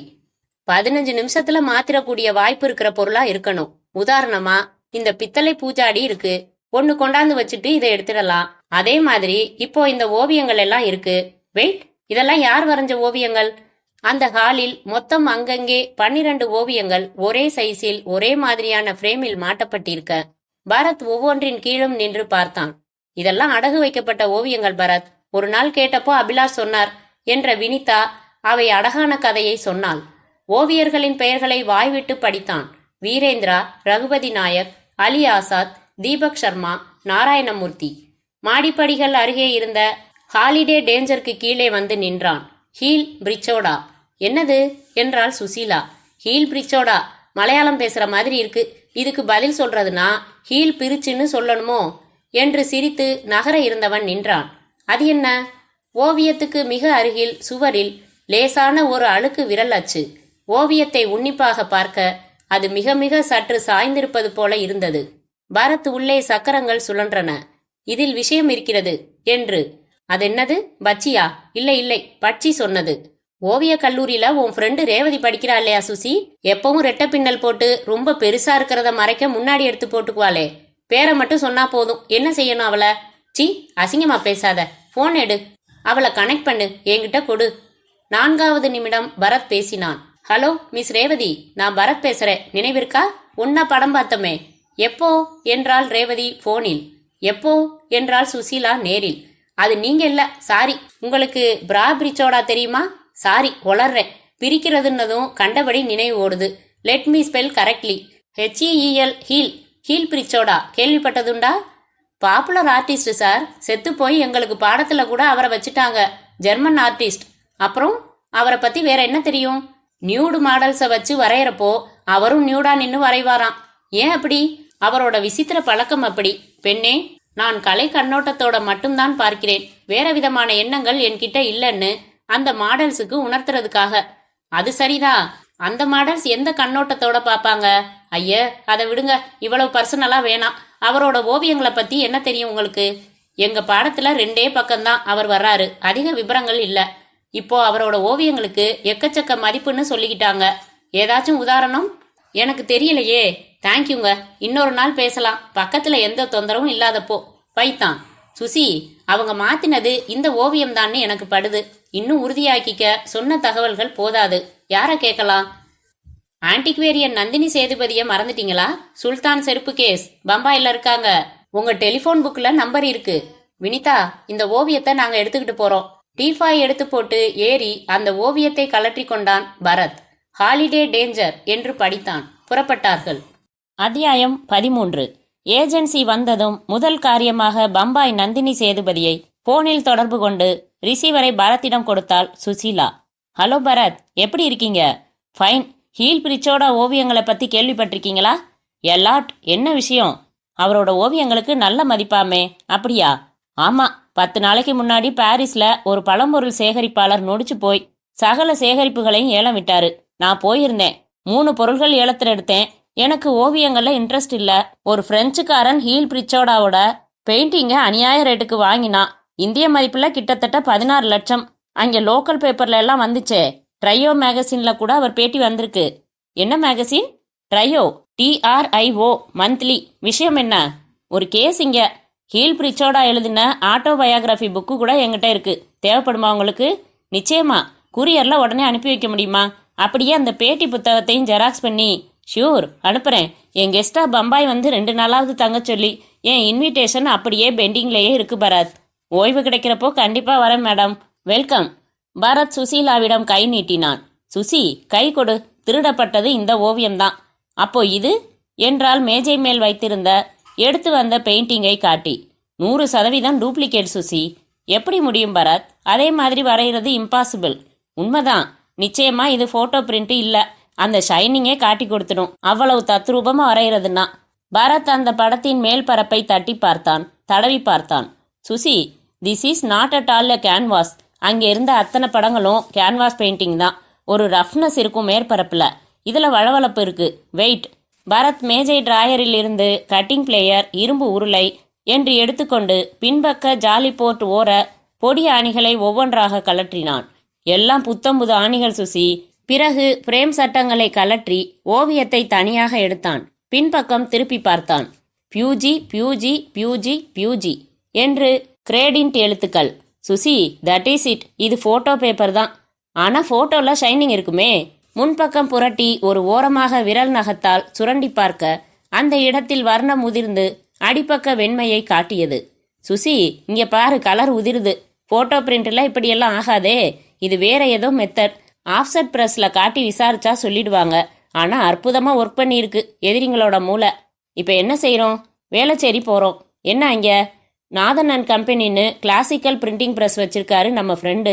Diploma in printing technology. அவர்கிட்ட காமிச்சு கேட்டுடலாம். நான் மட்டும் போயிட்டு வரேன். நீ ஒரு காரியம் செய்ய. அதுக்குள்ள என்ன? யூனிவர்சிட்டி, அமெரிக்கன், கன்னிமரா எல்லா லைப்ரரிக்கும் போ. அந்த லேட்டஸ்ட் ட்ரையா மேகசினில் ஹீல் பிரிச்சோடா பற்றின மேட்ரை ஜெராக்ஸ் பண்ணி எடுத்துட்டு வா. நந்தினி சேதுபதி அனுப்புறபடி அனுப்பட்டும். பரத், ரொம்ப சுறுசுறுப்பாக செயல்படுற மாதிரி இருக்கு. இல்லையா பின்ன? 7 முத்தம் தரேன்னு சொன்னியே. 7 இல்லை, 7வது.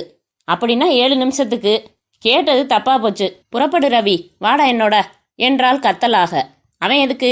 ஒரு துணைக்கு தான். வேணாம், லவ் லெட்டர் அவன் எழுதி தர சொல்றான், நீ எழுதி தர்ற. அந்த அளவுக்கு வந்துட்டீங்க. அவன் படிக்கிற புஸ்தகம் சரியில்லை. Young generation Bharat. அப்போ நீ ஓல்டு ஜெனரேஷன் ஒத்துக்கிறியா? A little bit older but with strong holders. Silly என்று அவன் வயிற்றில் குத்தினாள்.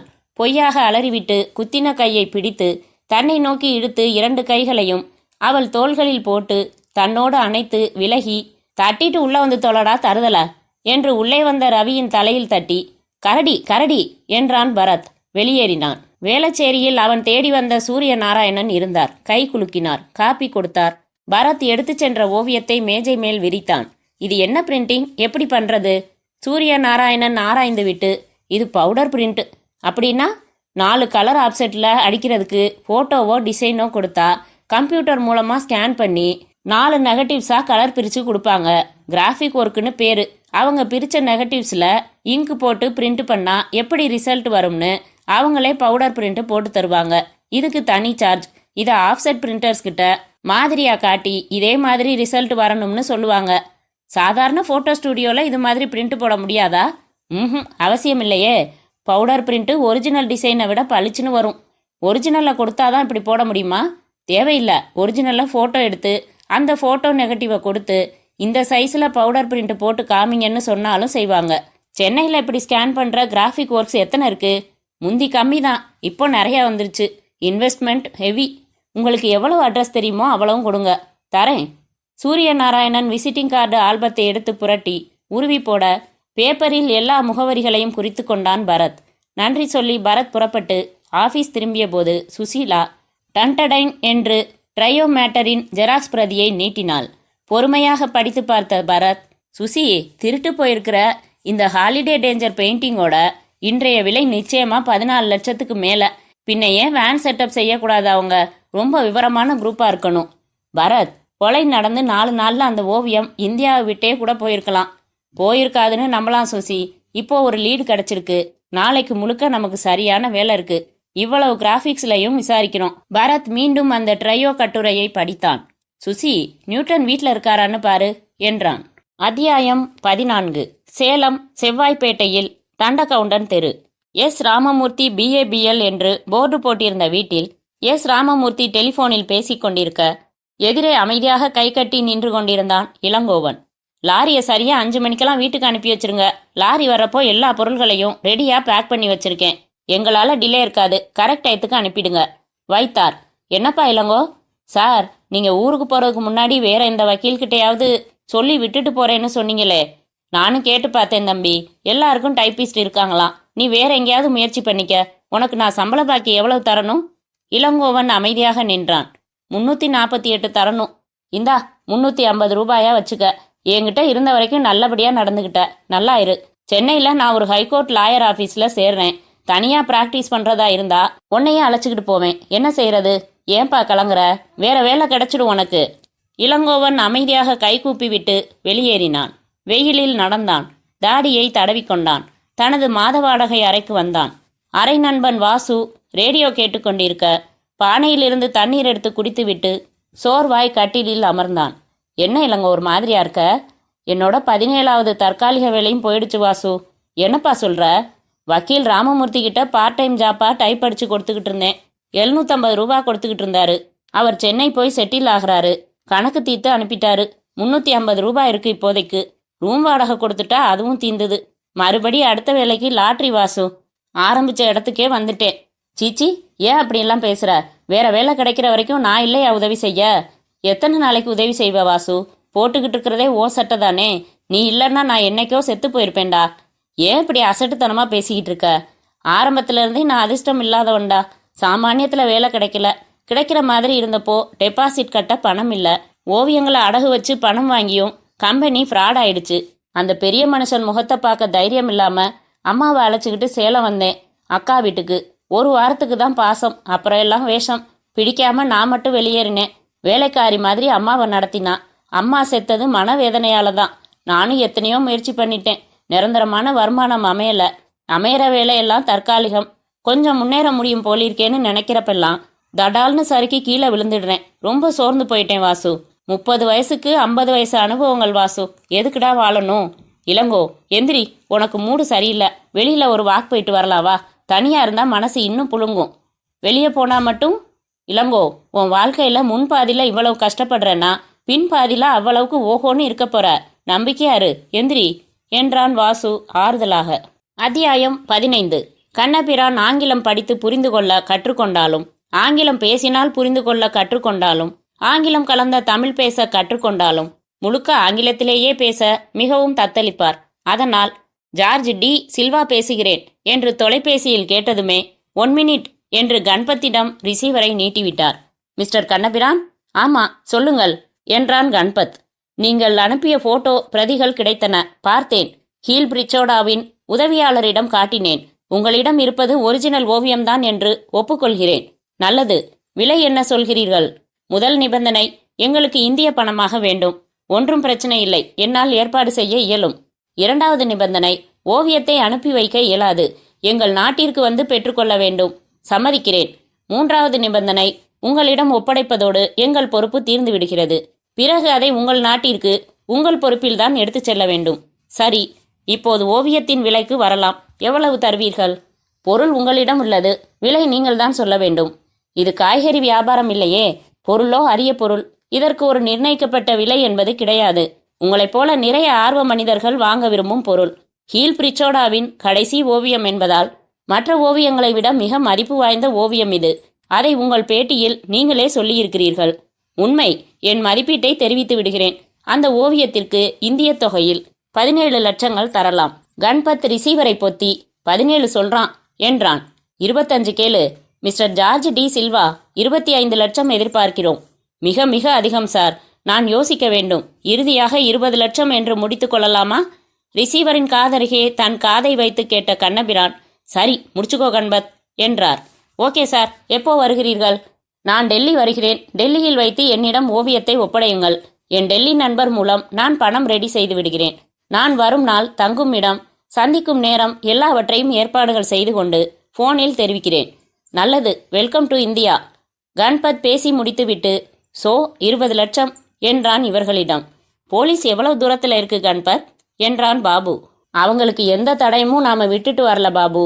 புலன் விசாரிச்சுக்கிட்டே தான் இருக்க போறாங்க. ஓவியம் தட்டிக்கிட்டு வந்தத அவங்க உணர்ந்த மாதிரியே தெரியல. கண்பத், எதுக்கும் எவ்வளவு தூரம் நம்ம பாதுகாப்பா இருக்கோம்னு தெரிஞ்சுக்கணும். அதுக்கு அவங்க என்ன நடவடிக்கைகள் எடுக்கிறாங்கன்னு கண்காணிக்கணும். செஞ்சுட்டா போச்சு. பங்களால மறுபடி ஷூட்டிங் ஆரம்பிச்சிட்டாங்க. எனக்கு நபர்கள் இருக்காங்க. அனுப்பி நம்ம மாட்டிய ஓவியம் இருக்குதான்னு பாத்திர சொல்றேன். சக்கரவர்த்தி என்ன நடவடிக்கை எடுத்தார்னு விசாரிச்சிடுறேன். கண்பத், ஜார்ஜ் கிட்ட பணம் வாங்க டெல்லிக்கு நீதான் போக போற என்றார் கண்ணபிரான். திட்டத்தோட கடைசி கட்டம் அது. கரெக்டா எல்லாம் நடந்துடும், கவலைப்படாதீங்க என்றான் கண்பத். அத்தியாயம் 16. லேட்டஸ்ட் ஸ்கோர் 38 ஃபார் 2 என்று பனியன் சொல்ல, சுசீலா தன் காதோடு வைத்திருந்த பாக்கெட் ரேடியோ 92.44 என்றது. பரத் அந்த கட்டிடத்திலிருந்து சோர்வாய் இறங்கி வந்து காரில் அமர்ந்து வேகமாய் கதவை சாத்தினான். சுருட்டின பவுடர் பிரிண்ட் ஓவியத்தை பின் சீட்டில் எறிந்தான். என்ன பரத், நோ ரிசல்ட்? உதடுகளை பிதுக்கினான். இது 13வது இடம் சுசி. பொறுமை. அடுத்து எங்க? பரத் விலாச காகிதம் எடுத்து பார்த்தான். Santhome colour graphics. மாலை கலன்று கொண்டு இருட்டுக்கு வானத்தில் இடம் கொடுத்திருக்க. இரவு வந்தது முதல் காரியமாக வாய் கொப்பளித்து நட்சத்திரங்களாக துப்பி இருந்தது. கடைகள், ஸ்தாபனங்கள் உள்ளே வரச் சொல்லி நியானில் அழைத்து கொண்டிருந்தன. கார்களும் நெருப்பணைக்க விரைந்து கொண்டிருந்தன. ஆட்டோமேட்டிக் சிக்னல்களை சமீபித்தன. கடற்கரை சாலையை தொட்டதும் இலவசமாய் முத்தமிட்டாள் மிஸ் தென்றல். பார்க்கிங் நிரம்பி வழிந்தது. மக்கள் மிளகாய் பஜ்ஜி, காதலியின் இடுப்பு, குழந்தைகளின் குதிரையேற்றம் என்று பிஸியாய் இருந்தார்கள். மஞ்சள் வெளிச்சம் வழியெல்லாம் வரவேற்க சாந்தோமில் குறிப்பிட்ட கலர் கிராபிக்ஸ் முன்பு காரை நிறுத்தினாள் சுசீலா. நீ இரு, நான் போயிட்டு வந்துடுறேன். பரத் அந்த ஓவியச் சுருளை எடுத்துக்கொண்டு உள்ளே நுழைந்தான். அலுவலக அறையில் சிகப்பான வசீகரமான மனிதர் இதமாக புன்னகைத்து எஸ் ப்ளீஸ் என்றார். பரத் எதிர் நாற்காலியில் அமர்ந்து தனது விசிட்டிங் கார்டை கொடுத்தான். ஐ எம் பக்ஷி என்று கை குலுக்கினார். What can I do for you sir? Bharat ஆங்கிலத்திலேயே தொடர்ந்தான். இந்த படத்தை பாருங்கள், இது நீங்கள் செய்த ஜாபா? பார்த்த வினாடியே அஃப்கோர்ஸ், எனி ப்ராப்ளம்? இந்த வேலை யார் கொடுத்தது? எப்போது செய்தீர்கள்? 1 மினிட் என்று அவர் பில் புத்தகம் புரட்டினார். 1 வாரம் முன்பு சார். ராஜசேகரன் என்று பெயர் சொன்னார். போட்டோ நெகட்டிவ் கொடுத்தார். சைஸ் குறித்து கொடுத்தார். இந்த சைஸில் கலர் நெகட்டிவ்ஸ் பிரித்து தர வேண்டும், ஒரு பவுடர் பிரிண்டும் போட்டு தர வேண்டும் என்றார். மிக அர்ஜென்ட் என்றார். 1000 பிரதிகள் போட்டு லேமினேட் செய்து உலகெங்கிலும் விற்கப் போவதாக சொன்னார். மறுநாள் காலையில் வந்து வாங்கி சென்றார். முழு விலாசம் இருக்கிறதா? சென்னை 40 என்று மட்டும் போடச் சொன்னார். முழு விலாசம் தரவில்லை. ஆள் எப்படி இருந்தார்? ஒல்லியாக இருந்தார். தாடி வைத்திருந்தார். மூக்கருகே ஒரு பரு. எதில் வந்தார்? காரில் என்றுதான் நினைவு. என்ன கார் என்று? சாரி, நினைவில்லை. அந்த ஆசாமியை நான் உடனே தொடர்பு கொண்டாக வேண்டுமே. அவர் நெகட்டிவ் கொண்டு வந்தது சூர்யா கலர் லேபின் கவரில். இந்த தகவல் உதவுமா என்றவர் மேஜையின் ராயரை இழுத்து 4 இன்ச்சு சைஸில் நீல நிறத்தில் தடிப்பாய் இருந்த பாஸ்போர்ட் சைஸ் போட்டோக்கள் வைக்கும் சிறிய கவரை எடுத்து தந்தார். அதில் பென்சிலில் ஓரத்தில் 07456 என்று எழுதியிருந்தது. அதில் சூர்யா கலர் லேப் என்று தெற்கு உஸ்மான் ரோடு விலாசம் இருந்தது. முயற்சி செய்து பார்க்கிறேன். பரத் வெளியே வந்து சுசீலாவை சீண்டக்கூட நேரமில்லாமல் தீநகருக்கு விரையச் சொன்னான். Surya colour lab. விசாலமான கழுத்துடன் கூடிய ஜாக்கெட் அணிந்து சேலையை ஒற்றையாய் போட்டுக்கொண்டிருந்த பெண் பரத் கேள்வி கேட்க கவனம் செலுத்த விடாமல் அவஸ்தை செய்தாள். இந்த கவரில் போட்டோ நெகட்டிவ் இருந்தது. ஆக நீங்கள் தான் பிலிமை டெவலப் செய்திருக்கிறீர்கள். 1 வாரம் முன்பு. இந்த கவரில் 07456 என்று எண் இருக்கிறது. இதை வைத்து இதில் இருந்த நெகட்டிவை ப்ராசஸ் செய்ய உங்களிடம் கொடுத்தவர் யார் என்று சொல்ல முடியுமா? முடியும். ஒரு சாக்கோபார் ஐஸ்கிரீம் வாங்கி தருவதாக இருந்தால். ஷூர். இன்னொரு நாள், இன்னொரு சந்தர்ப்பம். இப்போ அர்ஜென்ட். அவள் வேண்டுமென்றே தேவைக்கு அதிகமாக குனிவதாகப்பட்டது. அதை இதை புரட்டினாள். போட்டோகிராஃபர் KV ஆனந்த் கொடுத்த ஒரு ரோல் ஃபிலிமை டெவலப் செஞ்சு கொடுத்தோம் அந்த கவர்ல. யார் அவர்? அட்ரஸ் வேணும். 1 மினிட். 2வது மினிட்டில் கார் அடையாறு நோக்கி சென்றது. KV ஆனந்த் இன்னும் உயர தேவையுடன் கொஞ்சம் எக்ஸ்ட்ரா அகலத்துடன் லூசான சட்டையும் லூசான பேண்ட்டும் அணிந்திருந்தான். அறிமுகப்படுத்தி கொண்டதும் பரத், மிஸ்டர், அடையாறு பங்களால ஹாலிடே டேஞ்சர் ஓவியத்தை படம் பிடிச்சது நீங்க தானே? எதை சொல்றீங்க என்று முன் உச்சி தலையை சொரிய, இதை சொல்றோம். பவுடர் பிரிண்டை பார்த்துவிட்டு, அட இதை சொல்றீங்களா? அந்த பங்களால இருக்கிற 12 ஓவியங்களையும் நான் தான் போட்டோ எடுத்தேன். எப்போ? ஏன்? அங்க சினிமா ஷூட்டிங் நடக்குது இல்லையா? அந்த படத்துக்கு நான் தான் ஸ்டில் போட்டோகிராஃபர். 7-8 நாளைக்கு முன்னால என்னை வீட்டில் ஒருத்தன் வந்து பார்த்தான். அந்த பங்களால மாட்டி இருக்கிற 12 படத்தையும் போட்டோ பிடிச்சு நெகட்டிவ்ஸா தரணும்னு கேட்டான். 3000 ரூபாய் தரேன்னா சரின்னு காசுக்கோசரம் எடுத்து கொடுத்தேன். எங்க டெவலப் செஞ்சீங்க? தி நகர்ல, சூர்யா கலர் லேப்ல. அவன் பேர் என்ன? அதை சொல்லல. எப்படி இருந்தான்? ஒல்லியா, தாடி வச்சுக்கிட்டு, மூக்குக்கிட்ட ஒரு பரு. அங்க நடந்த கொலைக்கும் இந்த போட்டோஸுக்கும் ஏதாச்சும் சம்பந்தம் இருக்கா சார்? ஆமா, நீங்க போலீஸ் தரப்பு சாட்சியா வருவீங்க. ஐயோ, இப்படி தெரிஞ்சிருந்தா இதெல்லாம் சொல்லியிருக்க மாட்டேனே. நீங்க சொல்லலைன்னா யார் விட்டா? ஆக அவனை பத்தி எதுவும் தெரியாது. அவன் கொடுத்த பணத்தை வச்சிருக்கீங்களா? பர்மா பஜார்ல ஃபாரின் ஃபிளாஷ் வாங்கிட்டேன். பரத் பெருமூச்சுடன் திரும்பினான். என்ன பரத் என்றாள் சுசீலா. வாட்ச்மேன்ல இருந்து எல்லாரும் ஒரே அடையாளத்தை சொல்றாங்க. தாடி வச்சிருப்பான், மூக்குக்கிட்ட பரு. இதுக்கு மேல 1 இன்ச்சு தெரியல. அவங்க எப்படி இந்த ஓவிய திருட்ட சாமர்த்தியமா நடத்தினாங்கன்னு தெரியுதே ஒழிய அவன் யாருன்னு ஒரு துளி தகவல் கூட கிடைக்கல சுசி. நெக்ஸ்ட், நம்ம ஆபீஸுக்கு போ. வந்தபோது மாதவி தகவல் வைத்திருந்தாள். இன்ஸ்பெக்டர் வீரபாண்டியன் ஃபோன் செஞ்சார் சார். அபிலாஷ் கேஸில் அந்த டூப்ளிகேட் வேன்ல சினி ஆர்ட் பிக்சர்ஸ்னு எழுதின ஆர்டிஸ்ட்டை பிடிச்சிருக்காங்களாம். வந்ததும் உங்களை ஃபோன் செய்ய சொன்னாரு. அப்புறம் கூரியர் சர்வீஸ்ல இந்த பார்சல் வந்தது. பம்பாய் நந்தினி சேதுபதியிடம் இருந்து வந்திருந்த பார்சலை சுசீலா பிரிக்க பரத் டெலிஃபோனில் வீரபாண்டியனை பிடித்தான். ராத்திரி வேன் எடுத்துக்கிட்டு வந்தானா. 2 மணி நேரம் பக்கத்திலே இருந்து வரைஞ்சு எடுத்துக்கிட்டு போயிட்டானா. தாடி வச்சிருந்தானா, மூக்குக்கிட்ட பரு. சார், வெறுப்பேத்தாதீங்க. இந்த அடையாளங்கள் போலின்னு தெரியுது. வேற ஏதாச்சும் உபயோகமா அவனை பத்தி? விசாரிக்கணும். பரத் வெறுப்பாய் ரிசீவரை வைத்தான். பரத், ட்ரையோ மேகசின் கட்டுரை ஜெராக்ஸ் காப்பியும் ஹீல் பிரிச்சோடாவோட ஆட்டோபயோகிராஃபி புத்தகமும் அனுப்பியிருக்காங்க. இரண்டையும் வாங்கி ஆத்திரமாக மேஜையில் விசிறி அடித்தான் பரத். அத்தியாயம் 17. கன்பத் காலண்டர் போல சுருட்டப்பட்டிருந்த ஹாலிடே டேஞ்சர் ஒரிஜினல் ஓவியத்தை அதற்கு மேலும் ஒரு நியூஸ் பேப்பர் போட்டு சுருட்டி கொண்டான். சூட்கேஸில் நீலவாக்கில் ஒரு ஓரத்தில் வைத்தான். மூடினான். நேரம் பார்த்தான். டெல்லி ஃப்ளைட்டுக்கு இன்னும் 2 மணி நேரம் இருந்தது. ஹோட்டல் அறையில் போன் ஒலித்தது. ஹலோ கன்பத். எஸ், நீங்க விசாரிக்க சொன்னபடி விசாரிச்சேன். அடையார் பங்களால அந்த மாடிப்படிக்கிட்ட இருந்த ஓவியத்தை கலட்டிக்கிட்டு போயிருக்கிறது பரத். அதாவது மூன்லைட் பிரைவேட் டிடெக்டிவ் ஏஜென்சிஸ் பரத்தா? ஆமா, அபிலாஷ் கொலைய ஆராய சொல்லி சக்கரவர்த்தி அவங்கிட்ட பொறுப்பு கொடுத்திருக்காரு. ஐசி, கொலைய ஆராய வந்தவன் ஓவியத்தை ஆராய்ஞ்சிட்டானா அப்போ அது டூப்ளிகேட்னு கண்டுபிடிச்சிருப்பான். கில்லாடியான ஆள் அவன். சோவாட், என்னை பத்தின சரியான தகவல் எந்த இடத்துலயும் கிடைக்காது அவனுக்கு. தாமஸ், எதுக்கும் நீ ஒரு காரியம் செய். சொல்லுங்க கன்பத். அந்த பரத் பையனை கண்காணிச்சுக்க. கன்பத் போனை வைத்துவிட்டு கண்ணபிரானை அழைத்து தாமஸ் சொன்ன செய்தியை சொன்னான். சும்மா இருக்க மாட்டான் போலிருக்கே அந்த வாழு பையன். எதுக்கும் ஜாக்கிரதையா நடந்துக்க கன்பத். ரிவால்வர் எடுத்துக்கிட்டு போறியா? செக்கிங் கெடுபிடி அதிகமா இருக்கு சார். டெல்லியில நம்ம கூட்டாளி நிறைய பேர் இருக்காங்க. அங்க போய் வாங்கிக்கிறேன். பத்திரம், கவனம். வர்றப்போ ரயில்ல வா, வெற்றியோட வா. கன்பத் அறையை காலி செய்துவிட்டு டாக்ஸியில் மீனம்பாக்கம் புறப்பட்டான். பரத் தன் வீட்டில் அலுவலகத்திற்கு புறப்பட ஆயத்தப்படுத்தி கொண்டிருந்தான். சென்ட் போட்டுக்கொண்டு வாட்சை பார்க்க வாசலில் காரை கொண்டு வந்து நிறுத்தி ஹாரன் அடித்தாள் சுசீலா. வீட்டை பூட்டி கொண்டு வந்து ஏறினான். குட் மார்னிங், ஏதாச்சும் புது ஐடியாஸ் என்றாள். ராத்திரி சரியா தூங்கல சுசி, எதுவும் ஸ்ட்ரைக் ஆகல. நான் ஒரு ஐடியா யோசிச்சேன் பரத். என்ன, இந்த கேஸை விட்டுடலாம்னா? ஆமா, எங்களுக்கெல்லாம் ஐடியாவே தோணாது, உங்களுக்கு மட்டும்தான் தோணுமாக்கும். சரி சரி சொல்லு. அபிலாஷை கொன்னது தாடிக்காரன், ரைட்? பாதி ரைட். அவன் இல்லைன்னா அவனோட கூட வந்தவன். சரி, போட்டோ எடுக்கிறதுல இருந்து பிரிண்ட் போடுறதுல இருந்து ரொம்ப ஈடுபட்டவன் தாடிக்காரன், ரைட்? முழுக்க ரைட். கொலை நடந்த அன்னிக்கே ஓவியம் மாத்தியாச்சு, ரைட்? பர்ஃபெக்ட்லி. இன்னைக்கு திருடு போன 7வது நாள், ரைட்? வெறுப்பேத்தாம சீக்கிரம் சொல்லு சுசி. இந்த 7 நாள்ல அந்த ஓவியத்தை வச்சுக்கிட்டு பூஜையா போடுவான்? காசாக்க நினைக்க மாட்டான். காசாக்கணும்னா என்ன செய்வான்? யாருக்கு தேவையோ அவனுக்கு விற்க பார்ப்பான். இந்த ஓவியம் யாருக்கு தேவை? பாரிஸ்ல இருக்கிற பைத்தியக்கார பணக்காரன் ஜார்ஜ் டி சில்வாவுக்கு தலையாய தேவை. அவனை இந்த தாடிக்காரன் இதுவரைக்கும் கான்டாக்ட் செஞ்சிருக்க மாட்டானா?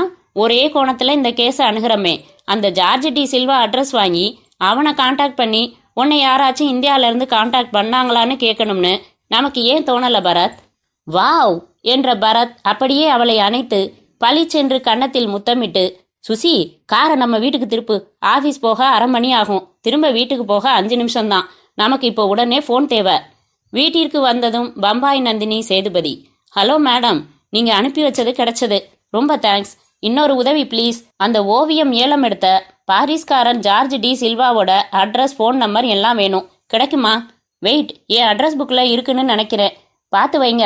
5 நிமிஷம் கழிச்சு மறுபடி கூப்பிடுறேன். மறுபடி அழைத்த போது விலாசம், ஃபோன் நம்பர் கிடைத்தது.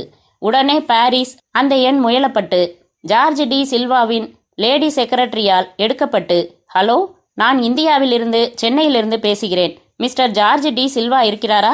யார்? கண்ணபிரான் தானே பேசுவது? கண்ணபிரானா?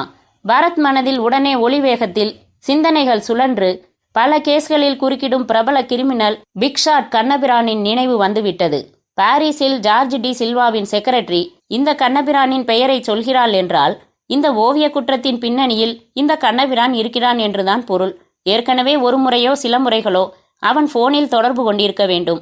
அதனால்தான் இந்தியா, சென்னை என்றதும் கண்ணபிரானா என்கிறாள். இவ்வளவு அனுமானங்களுக்கும் ஒரே வினாடியில் வந்த பரத், ஆமா என்றான். பேசியபடி அவர் டெல்லிக்கு புறப்பட்டு விட்டார் சார். அதை உறுதி செய்து கொள்ளத்தான் அழைத்தேன். எத்தனை மணிக்கு புறப்பட்டார்? இப்போது 1 மணி நேரத்திற்கு முன்னால் தான். நல்லது. எதில் புறப்பட்டார்? ஏர் இன்டர் சர்வீஸில். அந்த விமானம் டெல்லிக்கு எத்தனை மணிக்கு வருகிறது? விபத்தோ ஹைஜாக்கோ இல்லையெனில் 10 மணி நேரத்தில் டெல்லி. இந்திய நேரப்படி மாலை 5:30க்கு டெல்லியில் விமானம் இறங்கும். டெல்லியில் அவர் தங்கும் ஹோட்டல்? அதை அவர் டெல்லியில் தங்கிக் கொண்டு போனில் உங்களுக்கு தெரிவிப்பதாகத்தான் முன்பே பேச்சு என்று என்னிடம் சொல்லியுள்ளார். ஆகவே அதை நான் சொல்ல இயலாது. உங்கள் நபர் டெல்லி புறப்பட்டு விட்டாரா? என்றான் பரத். குழம்பினான். அவர் என் பாஸை சந்திக்க வேண்டிய நேரத்தையும் அவர் போனில் தெரிவிப்பார். வேறொன்றும் இல்லையே. நல்லது. அவள் போனை வைத்து விட்டாள். சுசி, எக்கச்சக்கமாயிடுச்சு. நான் தான் கண்ணபிரான்னு நினைச்சு கொஞ்சம் தகவல்களை விட்டுட்டா. முக்கியமானதை சொல்லல. அந்த ஓவியம் திருட விற்க ஏற்பாடு செஞ்சது எல்லாம் நம்ம நெட்டோரியஸ் கண்ணபிரான். அவ சொன்னதுலேருந்து பார்க்குறப்போ டீல் முடிஞ்சிடுச்சு. அந்த ஜார்ஜ் இன்னைக்கு சாயங்காலம் டெல்லியில் இறங்குறான். கண்ணபிரானோட நபர் டெல்லி போகிறான். ஓவியமும் பணமும் எக்ஸ்சேஞ்ச் பண்ணிக்க போகிறாங்க. என்ன செய்யலாம் பரத்? மணி இப்போ 10:30.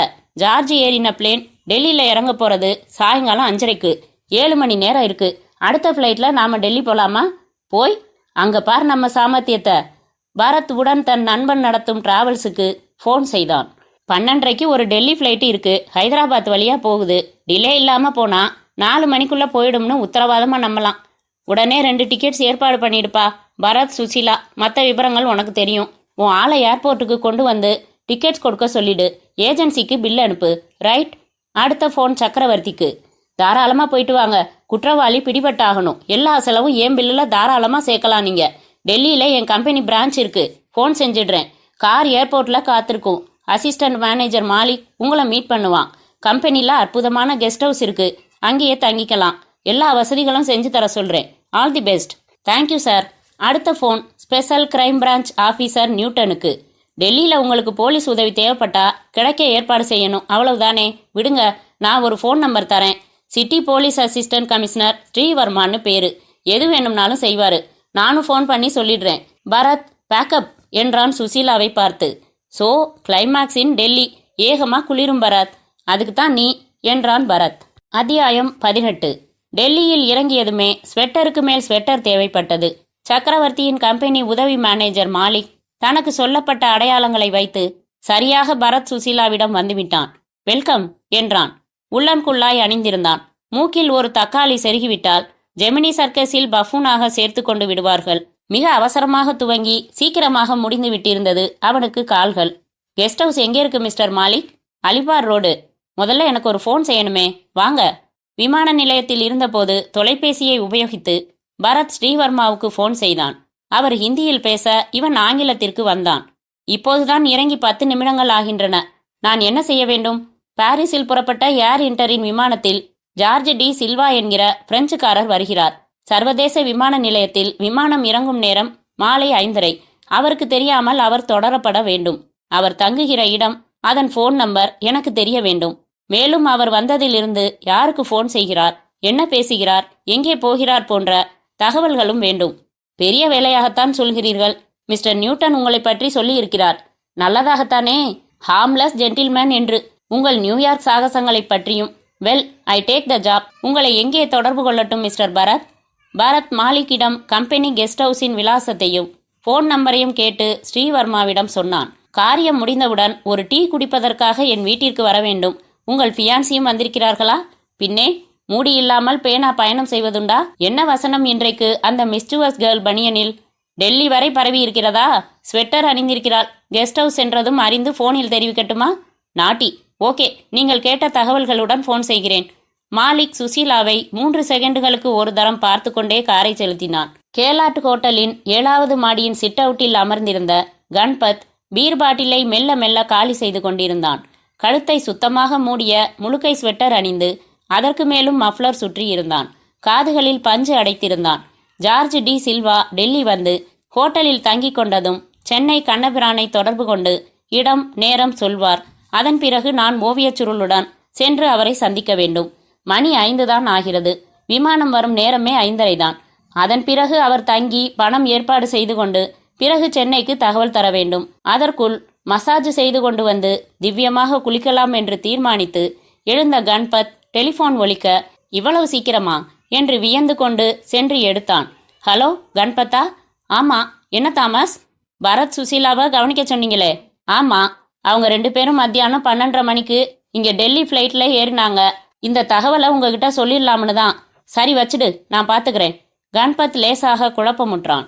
தன் நண்பனிடம் வாங்கி வந்த ரிவால்வரை பேண்ட் பாக்கெட்டில் தொட்டு பார்த்து கொண்டான். இந்த நண்பன் இருக்கும் வரை எதையும் சமாளிக்க முடியும், எதையும் சாதிக்க முடியும். கண்பத் மசாஜ் பார்லருக்கு புறப்பட்டான்.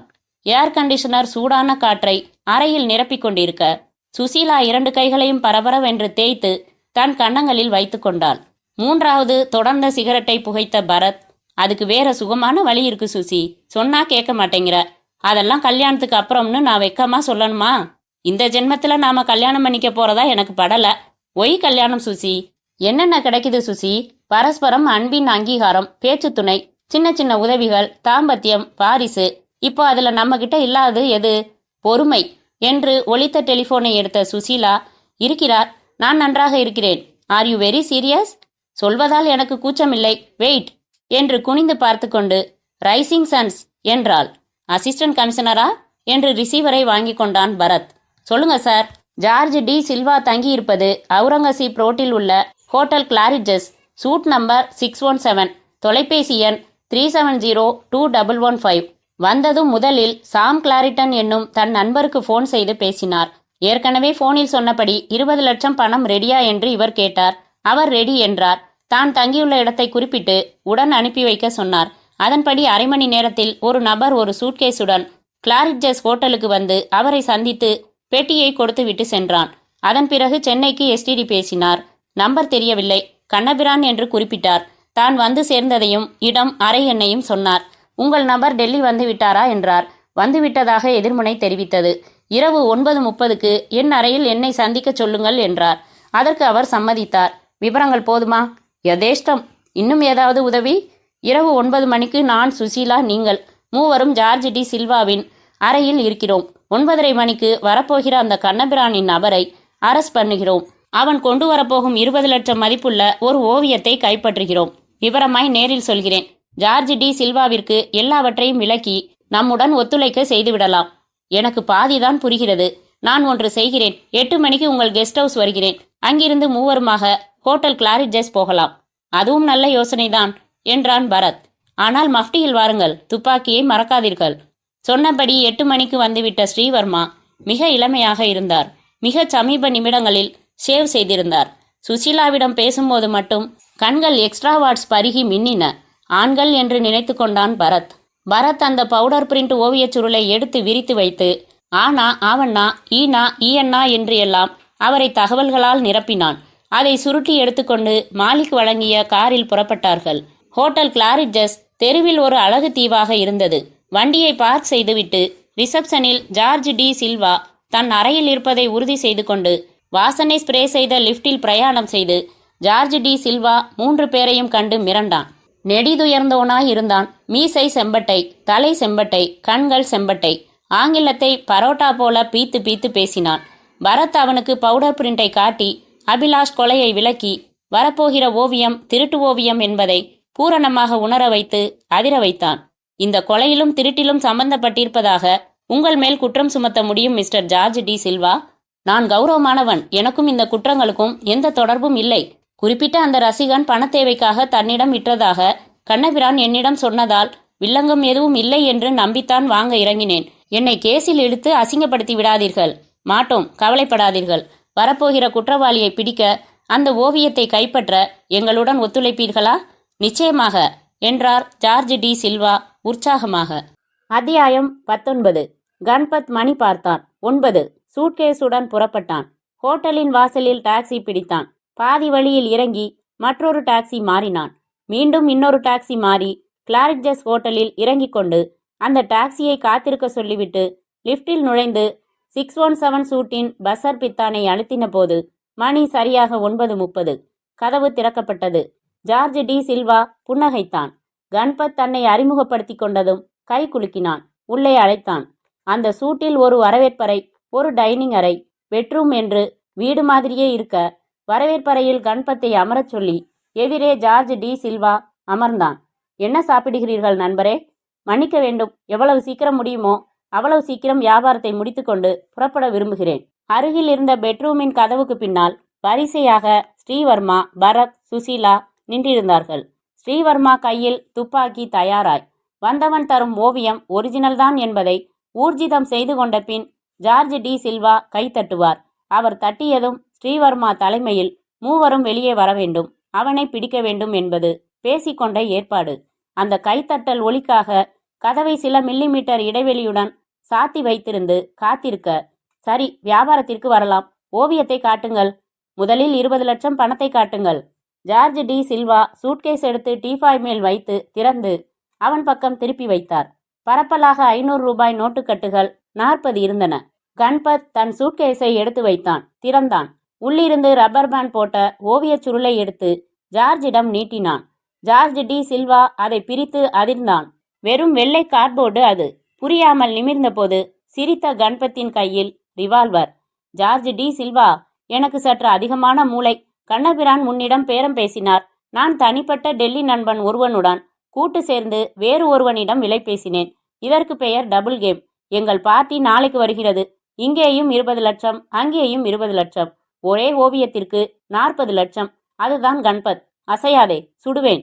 ஜார்ஜ் உறைந்து நிற்க கணபத் பணப்பெட்டியை மூடி எடுத்துக்கொண்டான். எழுந்தான்.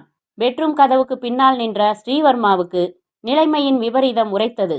கதவின் இடைவெளியை அதிகப்படுத்தி துப்பாக்கி முனையை மட்டும் வெளியே லேசாக நீட்டி கையை ஆட்டி ஆட்டி பேசின கணபத்தின் துப்பாக்கி பிடித்த கைக்கு குறிவைத்தார்.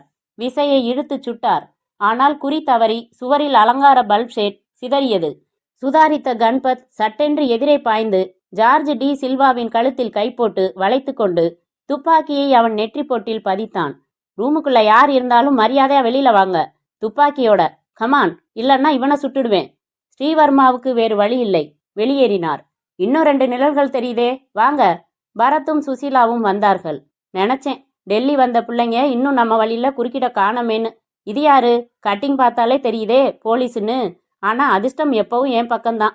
மிஸ்டர், துப்பாக்கியை டீபாய் மேல வைக்கலாம். ஸ்ரீவர்மா வைக்க எடுத்து தன் பாக்கெட்டில் செருகி கொண்டு ஜார்ஜ் டி சில்வாவை விடுவித்து எல்லாரும் கை தூக்குங்க. தூக்கினார்கள். கணபத் சுசீலாவை நெருங்கினான். அவள் இடுப்பில் துப்பாக்கியை பதித்தான். நீ என்னோட வர்ற. நாளைக்கு என் இன்னொரு டீல் முடியற வரைக்கும் நீ பணைய கைதி. அப்புறம் ஒரு நாள் மட்டும் ஏன் படுக்கை கைதி. நோ என்றாள். நட என்னோட. இயல்பா சிரிச்சபடி என்னோட நடக்கணும். என் துப்பாக்கி ரகசியமா உன்னை தொட்டுக்கிட்டே இருக்கும். கத்தினாலோ தப்ப நினைச்சாலோ இரக்கம் இல்லாம சுடுவேன். நீங்க 3 பேரும் இந்த இடத்தை விட்டு அசையக்கூடாது, தொடரக்கூடாது. சுசீலா உயிரோட வேணும்னா. Come on baby. பணப்பெட்டி, தான் கொண்டு வந்த பெட்டி இரண்டையும் எடுத்துக்கொண்டதோடு அந்த அறையின் டெலிஃபோன் மற்றும் இன்டர்காம் தொடர்புகளை துண்டித்துவிட்டு அறை சாவியையும் எடுத்துக்கொண்டு ஆட்டோமேட்டிக் லாக் சிஸ்டம் கொண்ட அறைக்கதவை அரைந்து சாத்திவிட்டு சுசீலாவை மிரட்டலாக நடத்தி காத்திருந்த டாக்ஸியில் ஏற வைத்து அருகில் அமர்ந்து புறப்பட்டு வழியில் 2 டாக்ஸிகள் மாறி கேலாட் ஹோட்டல் வந்து மீண்டும் ரகசிய துப்பாக்கி முனையால் சுசீலாவை நடத்தி அவளுக்கு எந்தவிதமான சந்தர்ப்பமும் கொடுக்காமல் தன் அறைக்கு கொண்டு வந்தான். உள்ளே வந்ததும் அவளை கட்டிலில் தள்ளினான். ஈதர் நனைத்த கர்ச்சிப்பை வலுக்கட்டாயமாக முகர வைத்து மயக்கப்படுத்தினான். அறையின் பாத்ரூமில் பாத்டப்பில் நீளமாக அவளை படுக்க வைத்துவிட்டு புறப்பட்டு சினிமா தியேட்டர் போய்விட்டான் கணபத். கணபத்திற்கு மிகவும் பெருமிதமாக இருந்தது தன்மேல். என்ன ஒரு மூளை என்னுடையது. இப்போது 20 லட்சம் என் அறையில், இன்னும் ஒரு 20 லட்சம் கிடைக்க செய்ய போகிற ஒரிஜினல் ஓவியம் ஹோட்டல் ரிசப்ஷனில் உள்ள நான் கேட்டு பெற்றுக்கொண்ட லாக்கரில் இருக்கிறது. இரவு சுசீலாவுக்கு மீண்டும் மயக்கம் கொடுத்துவிட வேண்டும். காலையில் வெஸ்ட் பெர்லினில் இருந்து ஹீல் பிரிச்சோடாவின் மற்றொரு ரசிகன் ஃபூசோ பெர்னாஸ்டஸ் வருகிறான். வரட்டும். அவனிடம் உண்மையாக ஓவியத்தை தந்துவிட்டு டெல்லி நண்பனிடம் துப்பாக்கியை ஒப்படைத்துவிட்டு அவன் உதவிகளுக்கு பேசிய 1 லட்சத்தை கொடுத்துவிட்டு சுசீலாவை கதற கதற பதம் பார்த்துவிட்டு 39 லட்சத்துடன் சென்னை கண்ணபிரானுக்கு சேர வேண்டிய 12 லட்சத்தை கொடுத்தது போக எனக்கு மட்டும் ஒதுங்குவது 27 லட்சம். என் மூளைக்கு விலை. சினிமா பார்த்துவிட்டு இரவு 1:30 மணிக்கு கேலாட் ஹோட்டல் திரும்பினான் கணபத். அறைக்கு வந்தான். பாத்ரூம் திறந்து பார்த்தான். சுசீலா உறக்கத்தில் இருந்தாள். சாத்தினான். அந்த லாக்கரின் சாவி இருக்கிறதா என்று கட்டிலின் மெத்தையை உயர்த்தி பார்த்தான். இருந்தது. 20 லட்சம் கொண்ட சூட்கேஸையும் லாக்கரில் வைத்து விடலாம் என்று தீர்மானித்தான். அறையை பூட்டிக்கொண்டு கீழே வந்தான். ரிசப்ஷனுக்கு அருகில் இருந்த லாக்கர் அறைக்குள் வந்து தன்னுடையதை திறந்தான். ஓவியச் சுருள் இருந்தது. சூட்கேஸை உள்ளே வைத்தான். அந்த ஓவியச் சுருளில் தான் ரப்பர் பேண்டை நடுமையத்தில் போட்டிருந்தது போலவும் இப்போது அது சற்று தள்ளி இருப்பது போலவும் உணர்ந்தான். புருவங்கள் முடிச்சிட்டன. கையில் எடுத்து ரப்பர் பேண்ட் நீக்கி விரித்து அதிர்ந்தான். இது ஒரிஜினல் ஓவியமில்லை, powder print copy. My God, எப்படி எப்படி இது சாத்தியம்? என் லாக்கருக்குள் யார் வந்து எப்படி மாற்ற முடியும்? சென்னையிலேயே யாராவது மாற்றி விட்டார்களா? சென்னையில் பார்த்த பின் இப்போதுதான் மறுபடி பிரித்து பார்க்கிறேன். எப்படி எப்படி? பணப்பெட்டியை லாக்கரில் வைக்காமல் எடுத்துக்கொண்டு மீண்டும் அறைக்கு வந்தான். வியர்த்தது. கட்டிலில் அமர்ந்து யோசித்தான். யார் நடத்தினது? எப்போது நடத்தியது? பாத்ரூம் கதவை திறந்தான். சுசீலா அவசரமாக கண்களை மூடிக்கொண்டாள். அதை அவன் பார்த்து விட்டான். இவளுக்கு மயக்கம் தெளிந்து ஏதோ விஷமம் நடத்தியிருக்கிறாள். கணபத் ஆத்திரமாக அவள் கையை பற்றி எழுப்பி அறைக்குள் அழைத்து வந்தான். சூட்கேஸில் துணிகளுக்கு அடியில் வைத்திருந்த துப்பாக்கியை கையில் எடுத்துக்கொண்டான். சொல்லு, நிஜ ஓவியம் எங்க? எனக்கு தெரியாது என்றாள் சுசீலா. இப்போ உன்னை சுடப்போறேன், சொல்லிடு. நோ, வேணா, என்னை சுட்டுடாத ப்ளீஸ், பதறினாள் சுசீலா. எதிரே நின்றவன் அவள் வார்த்தைகளை அலட்சியப்படுத்தினான். அவன் கையில் இருந்த நிறைந்த வயிறு துப்பாக்கி ஸ்திரமாக அவளின் வசன மார்பையே குறிப்பார்த்தது. சொல்லிடு, நீ உண்மையை சொல்லிட்டா நான் உன்னை சுட வேண்டிய அவசியமில்ல, சொல்லு என்றான். மாட்டேன், சொல்ல மாட்டேன். அப்போ எனக்கு வேற வழியே இல்ல. அவன் துப்பாக்கியின் விசையை அழுத்தினான், இரக்கமே இல்லாமல். பரத் என்று அலறிச் சரிந்தாள் சுசீலா பாவனையாக. தன் துப்பாக்கியிலிருந்து வெறும் சத்தம் மட்டும் வந்ததை ஆச்சரியமாக கண்பத் பார்க்க, கட்டிலுக்கு அடியில் இருந்து ஸ்ரீவர்மாவும் மரபீரோவை திறந்து கொண்டு பரத்தும் வெளியில் வந்தார்கள். கமான் மேன், சுடு என்று அவனை நெருங்கினார் ஸ்ரீவர்மா. விமானத்தில் திரும்பும்போது சுசீலா கேட்டாள், சஸ்பென்ஸ் போதும், கரெக்டா எப்படி கேலாட் ஹோட்டல் வந்தீங்க? ஜார்ஜ் ரூம்ல அவன் மிரட்டினப்போ அவனோட மெல்லிசான சட்ட பாக்கெட்ல ரூம் சாவி இருந்தது. சாவி நேம் பிளேட்ல ரூம் நம்பர் மட்டும் தெரிஞ்சுது, 719. 719னா நிச்சயமா 7 மாடி உள்ள ஹோட்டல்னு தீர்மானிச்சோம். 7ம் அதுக்கு மேல மாடிகள் உள்ள எல்லா ஹோட்டல்களுக்கும் ஒரு பட்டாலியன் போலீஸ் போனாங்க. தமிழ்நாட்டு மூஞ்சின்னா தெரியாதா? இவனோட அடையாளம் சொல்லி விசாரிச்சதுல கேலாட்ல ரூம் போட்டிருக்கிறத தெரிஞ்சாச்சு. லாக்கர் எடுத்திருக்கிறதும் தெரிஞ்சுக்கிட்டாச்சு. அவன் டெல்லி நண்பன்னு சொன்னானேன்னு அவனையும் பிடிக்கிறதுக்காக ஹோட்டல் மேனேஜ்மெண்ட் ஒத்துழைப்போட லாக்கர்ல ஓவியம் மாத்தினோம். உனக்கு மயக்கம் தெளிவிச்சு மறுபடி நடிக்க சொல்லி காத்திருந்தோம். சக்கரவர்த்தி கிட்ட போன்ல பேசினீங்களே, என்ன சொன்னாரு? அந்த ஓவியத்தை திரும்ப எடுத்துக்கிட்டு வர சொல்லிட்டாரு. 1 வாரத்துக்கு ஜார்ஜ் டி சில்வாவை சென்னையில தன் பங்களால தங்க கூப்பிட்டுருக்காரு. எல்லா பேப்பர்லையும் அந்த பையன் இளங்கோவனுக்காக ஒரு விளம்பரம் கொடுக்க போறானாம். அவன் கிடைச்சதும் அவன்கிட்ட முறையா ஓவியத்தை ஒப்படைப்பாராம். அவனுக்கு விருப்பம் இருந்தா ஜார்ஜ் கிட்ட வித்துக்கலாம். இந்த காலத்திலேயும் எவ்வளவு நேர்மையான ஆளு. கண்பத் கொலைய ஒப்புக்கிட்டானா? டெல்லி போலீஸ் சாதாரணமா 1 மணி நேரத்துல உண்மையை வரவழைச்சிட்டாங்க. சென்னை போலீஸ்க்கு தகவல் கொடுத்து வந்து அழைச்சிக்கிட்டு போக சொல்லிட்டாங்க. இவனுக்கு உதவின டெல்லிக்காரனையும் பிடிச்சாச்சு. இது விமானம், யாரும் தப்பா நினைக்க மாட்டாங்க. Let's make our score 7. Come on. Salem. Ilangovan அந்த கடையில் ரகசியமாய் சென்று பூச்சி மருந்து வாங்கினான். நியூஸ் பேப்பரில் சுற்றி வாங்கி கொண்டான். தன் அறைக்கு வந்தான். கதவை சாத்தி கொண்டான். ஒரு காகிதத்தில் சரசரவென்று எழுதினான். மதிப்புமிகு போலீஸ் அதிகாரி அவர்களுக்கு, என் தற்கொலைக்கு யாரும் காரணமில்லை. எனக்கு வேலை கிடைக்கவில்லை. அதனால் இந்த முடிவுக்கு வந்தேன். எனக்கு உதவின சென்னை பெயர் தெரியாத அந்த பணக்காரருக்கும் நண்பன் வாசுவுக்கும் என் நன்றி. இளங்கோவன். பூச்சி மருந்து பார்சலை பிரித்து பாக்கெட்டை தனியாக எடுத்தான். தண்ணீரை எடுத்தான், கொட்டினான், கலந்தான். குடிக்க போன போது கடைக்காரன் சுற்றி தந்த அந்த பேப்பரில் விளம்பரத்தை பார்த்தான். ஓவியர் சிற்றரசு மகன் சி. இளங்கோவன். நீ எங்கிருந்தாலும் உடனே என்னை தேடி வா. உனக்கு மிகப்பெரிய அதிர்ஷ்டம் காத்திருக்கிறது. அவசியம் வா. என்னிடம் கடனாக வாங்கின பணம் திருப்பி தர வேண்டியதில்லை. நீ ஒரு பெரிய லட்சாதிபதி ஆகிற வாய்ப்பிருக்கிறது. உடனே வா. கீழே சக்கரவர்த்தியின் விலாசம் இருந்தது. இளங்கோவன் உடனே தான் எழுதி வைத்திருந்த தற்கொலை கடிதத்தை கிழித்தெறிந்தான். வாசுவையும் அழைத்து கொண்டு மறுநாளே சென்னை வந்தான். விஷயங்கள் அறிந்து ஆனந்தத்தில் அழுதான். ஜார்ஜ் டி சில்வாவிடம் 20 லட்சம் பெற்றுக்கொண்டு சந்தோஷமாக விற்றான் ஹாலிடே டேஞ்சரை. அப்படியே பேங்க்ல போடு இளங்கோ, வட்டியே போதும், அமோகமா இருக்கலாம் என்றான் வாசு. மாட்டேன். வேலை கிடைக்காத கஷ்டம் எனக்கு தான் தெரியும். அதிகம் பேருக்கு வேலை வாய்ப்பு தரக்கூடிய ஒரு தொழில்தான் துவங்குவேன். எங்க அப்பா எனக்கு எதுவுமே வச்சுட்டு போகலன்னு சலிச்சுக்குவேன். இவ்வளவு பெரிய சொத்தை கொடுத்துட்டாரு. இதை மீட்டு தந்தவங்களுக்கு முதல்ல நன்றி சொல்லணும் சார்னா. அவங்க எங்க இருக்காங்க? மூன்லைட் டிடெக்டிவ் ஏஜென்சிஸ்ல. அநேகமா இப்போ அடுத்த கதையில பிஸியா இருப்பாங்க என்றார் சக்கரவர்த்தி. முற்றும்.